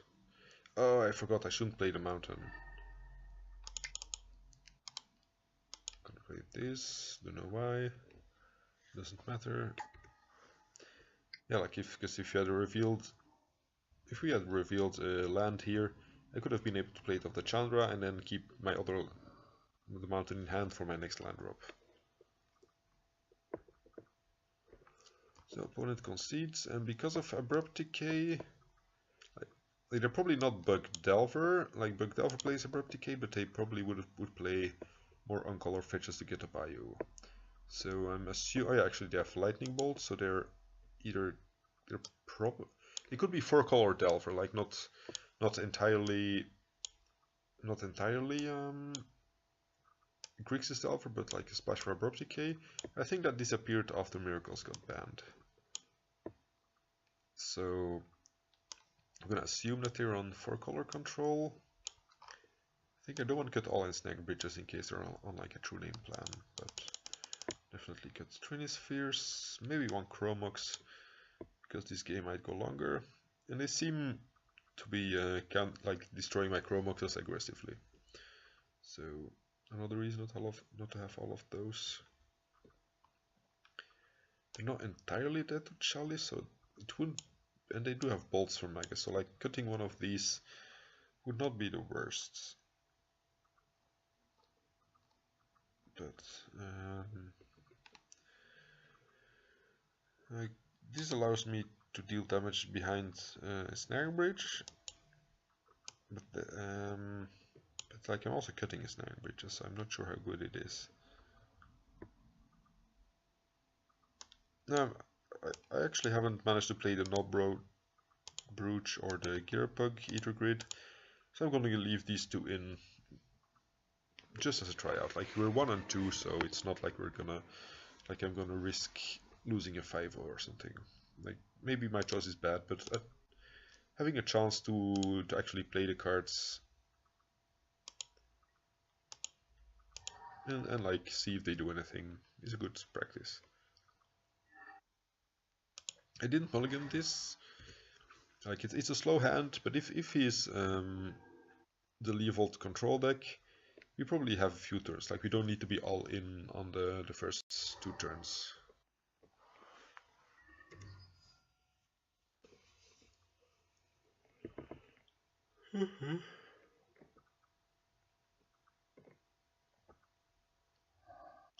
Yeah, basic island means he's indeed on like the 4-color deck,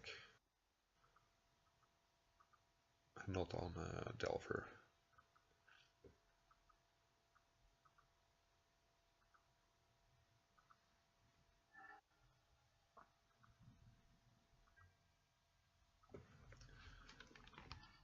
So yeah, probably.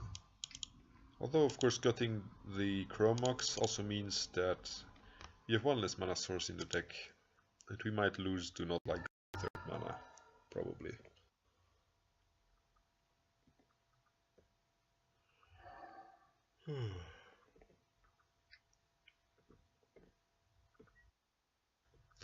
Sure, if he wouldn't have spell pierced this, he would have spell pierced any of our other cards.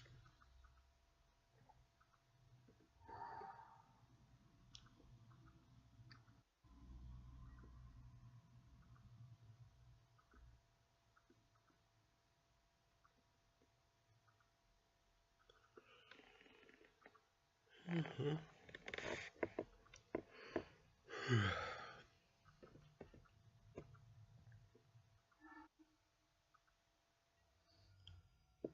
not actually sure if we need 3 Chaos Warps in this matchup. Like, sure, you can deal with a chase, but we also have 3 Sorcerer's Spyglasses and a bunch of Fairy Confluences. That's not nice. Opponent.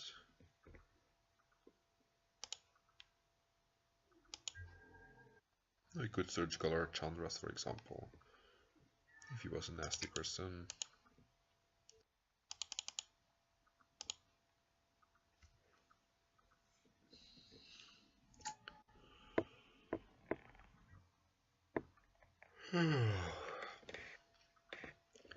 I'm getting tired, so if I lose this game, I probably drop. If I win, of course, I keep playing.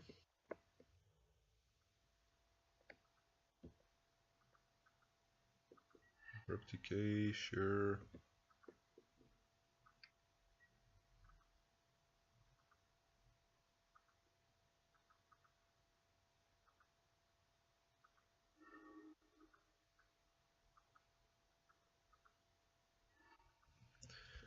Hooray!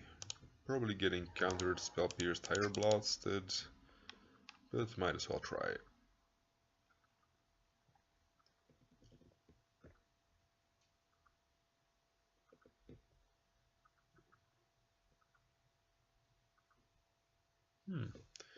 Did resolve. At least he's not gonna have a Jace for a while. Now I might start upkeep case warping his basics and hope he doesn't draw something annoying. Huh? He doesn't have any real targets, right? Like he doesn't have double black. He only has one island and the only spells he can flashback are blue. This is basically just sorcery speed ambush viper. That was probably a misplay. And here I have an out to a chase, so maybe I wanna end step kill this island or upkeep? Upkeep lets him brainstorm though, right? I think I'm just gonna YOLO this here. Like, it has a big upside if he doesn't get anything. It has a potential big downside, so big high risk, high reward, as it's called. Opponent is forcing this, okay. Pitching Snapcaster. Sure. I think he has a surgical for it. It's like he's been behaving like he has a surgical for a while.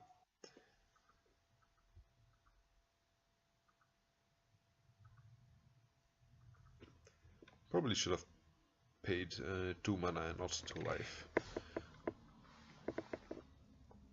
But whatever, it's a 1-for-1.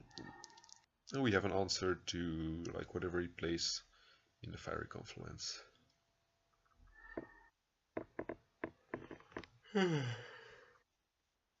Like he spent 3 cards to deal with the Chaos Warps, so that's fine.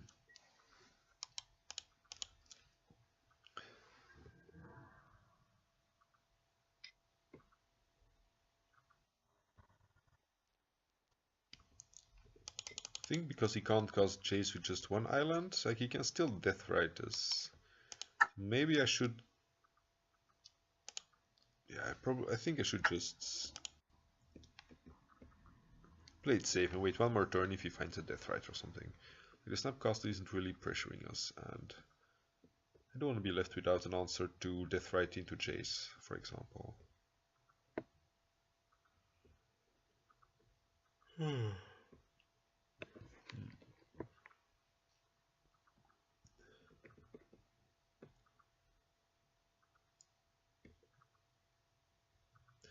It's only pity that Magic Online puts all my beautifully mismatched mountains just on a big pile. So people don't get to see that there's like a bunch of white borders with different art, and a bunch of old border, new black border.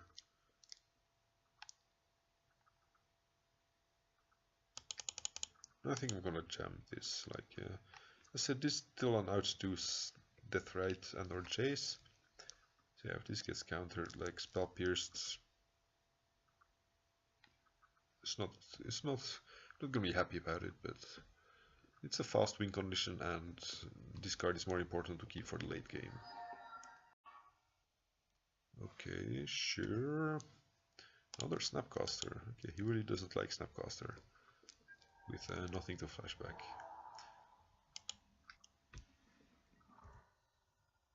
Oh, I accidentally clicked F6 there.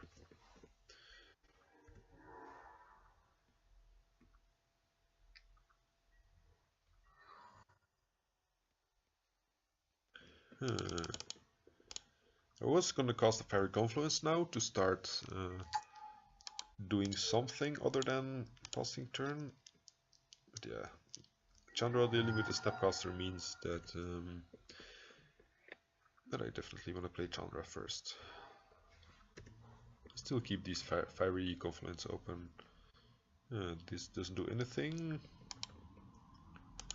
So let's start digging for action. I guess I can just cast it, right? Actually, it doesn't do anything. I think I need to cast this gear up or put gear upper ether grid. Is it only 3 mana? Huh. That's interesting.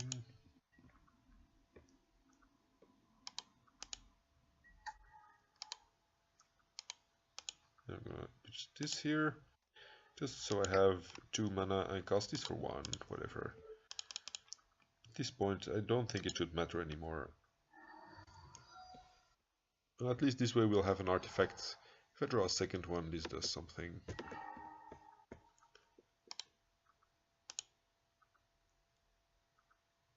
It doesn't seem like too good of a card though. I guess I wanna I guess I wanna cast this.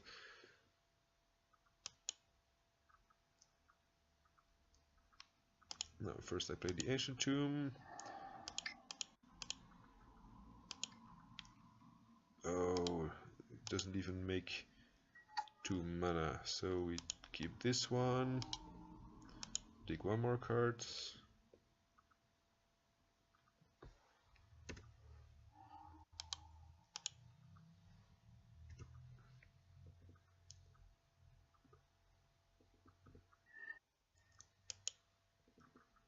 Oh, why do I keep doing that? It's so stupid. I keep saying that you don't have to do it, and then I do it myself. This is exactly where it matters. I mean, not that we actually need this mana, but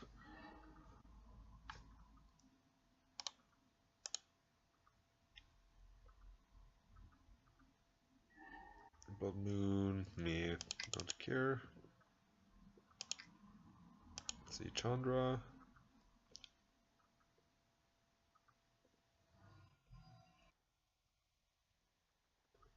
I guess I might as well cast Blood Moon here then, since we have nothing else to do.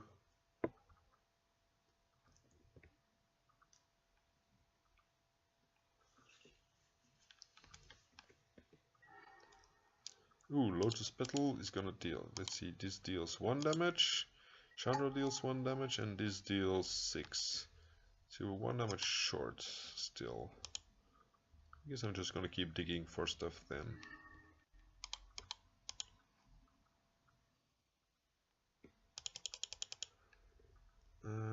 Sure, I think I'm just gonna cast this here. At least they're not gonna be able to force anymore afterwards, if they're gonna be at... Oh no, they're gonna be at 2 because I didn't plus a Chandra. Eh, whatever. They shouldn't be able to win this, so... They're still dead next turn to Chandra plus Gear Upper Ether Grid. He starts using himself. I guess I'll help him out of his misery. Oh, okay. Opponent concedes. He doesn't want to wait for my activation. Yeah, Gurupur Ether Grid didn't seem great in the matchup. Maybe it's better in other matchups where you actually want more ensnaring bridges. Maybe against Miracles, because they're against... I think I prefer to keep in more ensnaring bridges against Miracles. because you need to stop Monastery Mentor from going to Wild and Entreaty Angels. And this only has like maybe one Gurmag Angler or like two Leovold, and they're not as big a threat that you need to like jam your Ensnaring Bridge every game. Well, against Miracles you'll often lose even if you're ahead if you don't have the Ensnaring Bridge.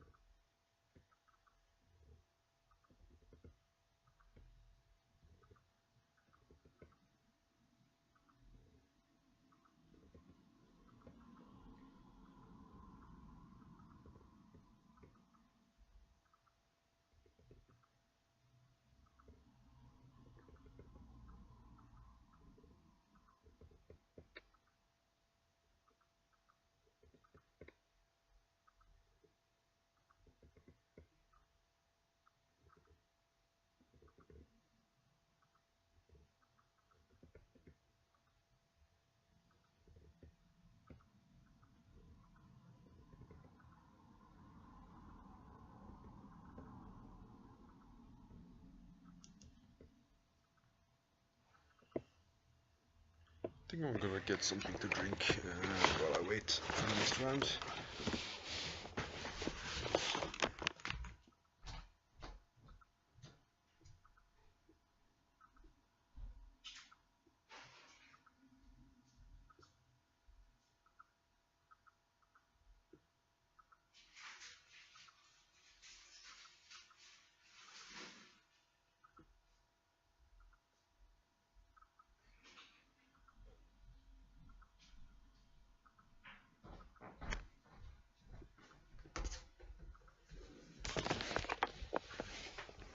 And nobody has shown up yet, so...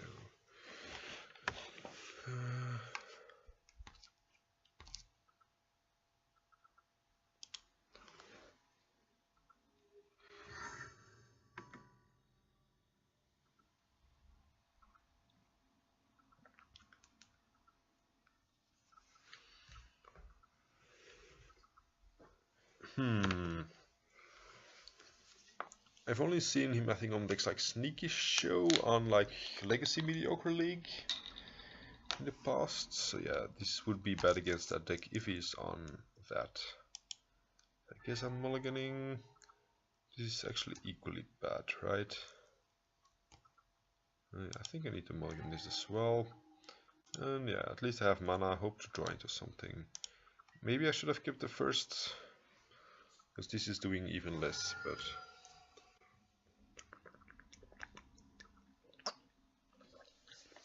If I remember correctly, first hand was just a bunch of 4-mana planeswalkers, so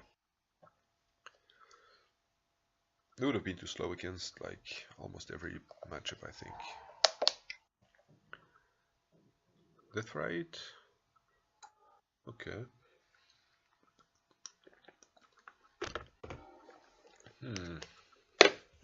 That's not the worst. It's gonna just cast a Chandra next turn if we draw one.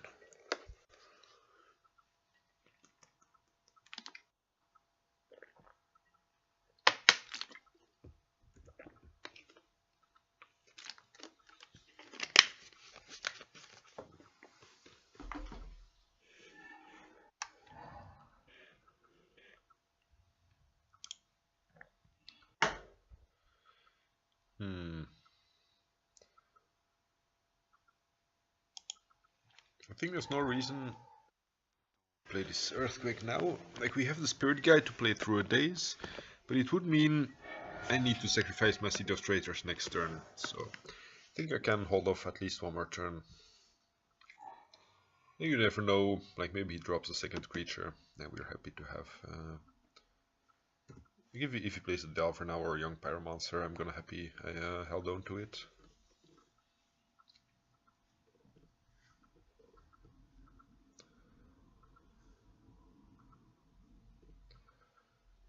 Yeah, also of course giving him one more turn means that if the spawner finds Force of Will, for example, then yeah, waiting was clearly not beneficial.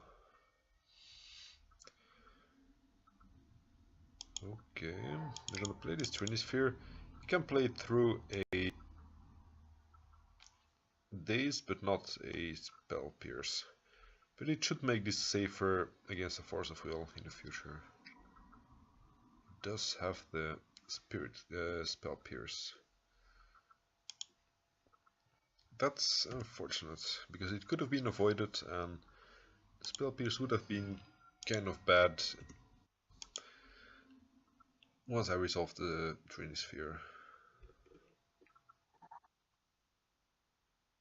I think I'm gonna put the Spirit Guide under the Chromox, because he shouldn't have a way of dealing with artifacts. At least it's more permanent mana source this way.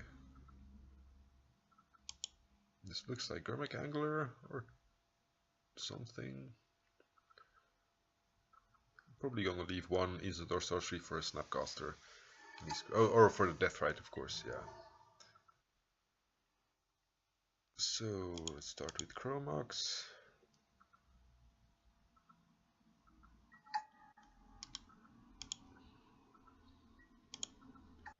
So this is 4, this is 6 mana. So we can kill the Angler, but not through a Daze. And it does kind of suck, but I think I have to go for it now.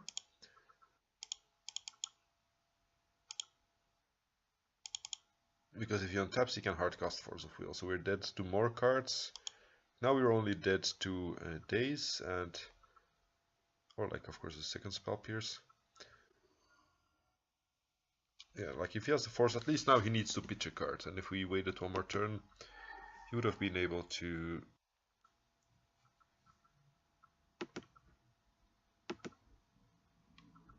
hardcast it and still have to stifle for a Chandra activation, for example.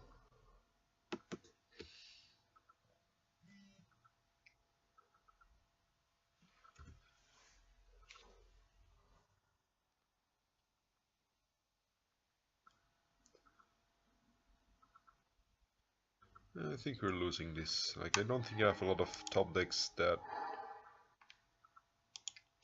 can kill. I could draw a Snaring Bridge maybe, but that's it still doesn't deal with a Deathrite, so I would need to draw exactly a Snaring Bridge into exactly a removal spell for the Deathrite. Actually, I'm dead on board now because of the Lightning Bolts, so never mind. If we did not mulligan to solo, it would have been Yeah, we would have had a better chance. The braid seems fine here, killing Delvers. Pruny Sphere is kind of meh. Slows him down, but not enough.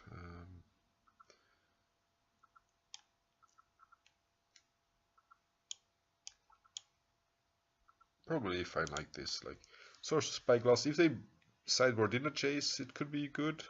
Just to take Deathrite, and I might as well just have an Abrade that actually kills the Deathrite instead of just disabling its abilities. I'm afraid I have to mulligan this, because if he counters the Chalice and wastes me, I'm not going to be able to do anything for the rest of the game. This hand is tricky. It has a turn 1 Chandra.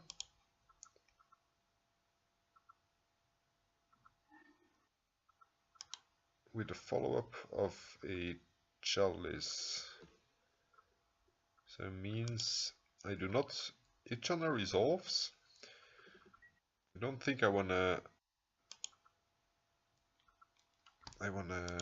plus it's having to exile the Chalice there, so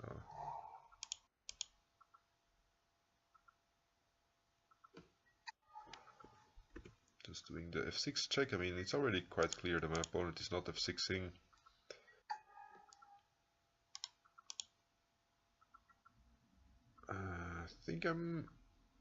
I think I like to have the Simian Spirit Guide for the future.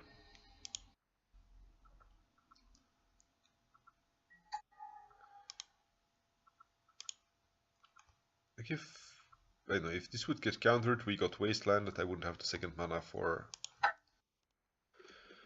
the Chalice next turn.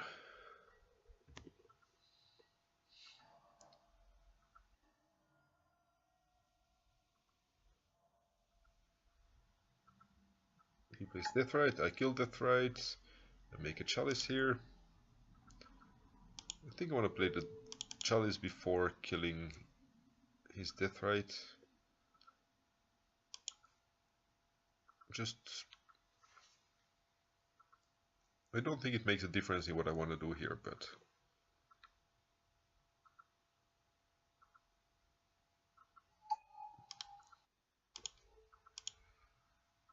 At least we don't expose our Chandra to a bolt this way. Like, if this got countered and going down with Chandra would have made us vulnerable to bolts, leaving us behind with nothing.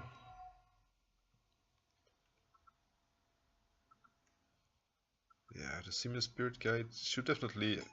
Yeah, this Fiery Confluence would have been really great here. To kill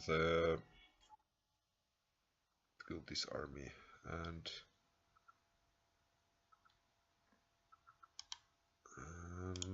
And the Spirit Guide is doing nothing. Definitely play mistake.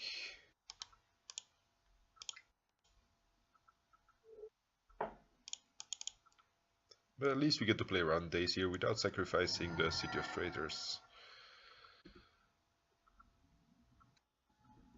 And he got enough guys to kill the Chandra. At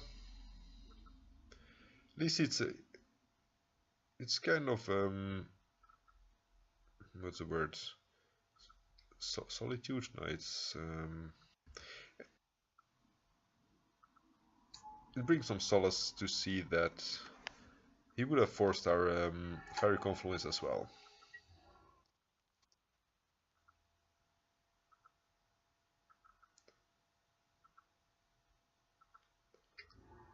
If we had kept it instead of the Spirit Guide.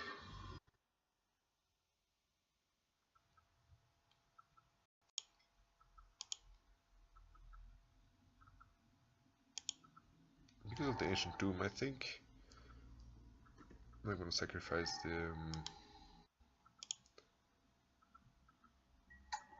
City of Traitors, use this as a blocker for probably Young Pyromancer if he attacks with it.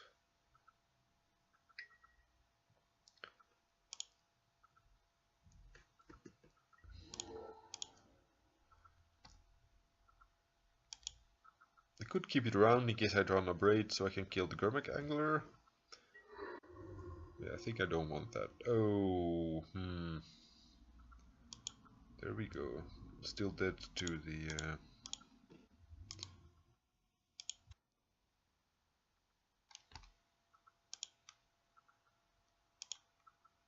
Gurmak Angler is a big problem for this deck. Because of not dying to Fiery Confluence mostly. So we need to draw exactly a Snag Bridge and him not to have Spell Pierce or Force.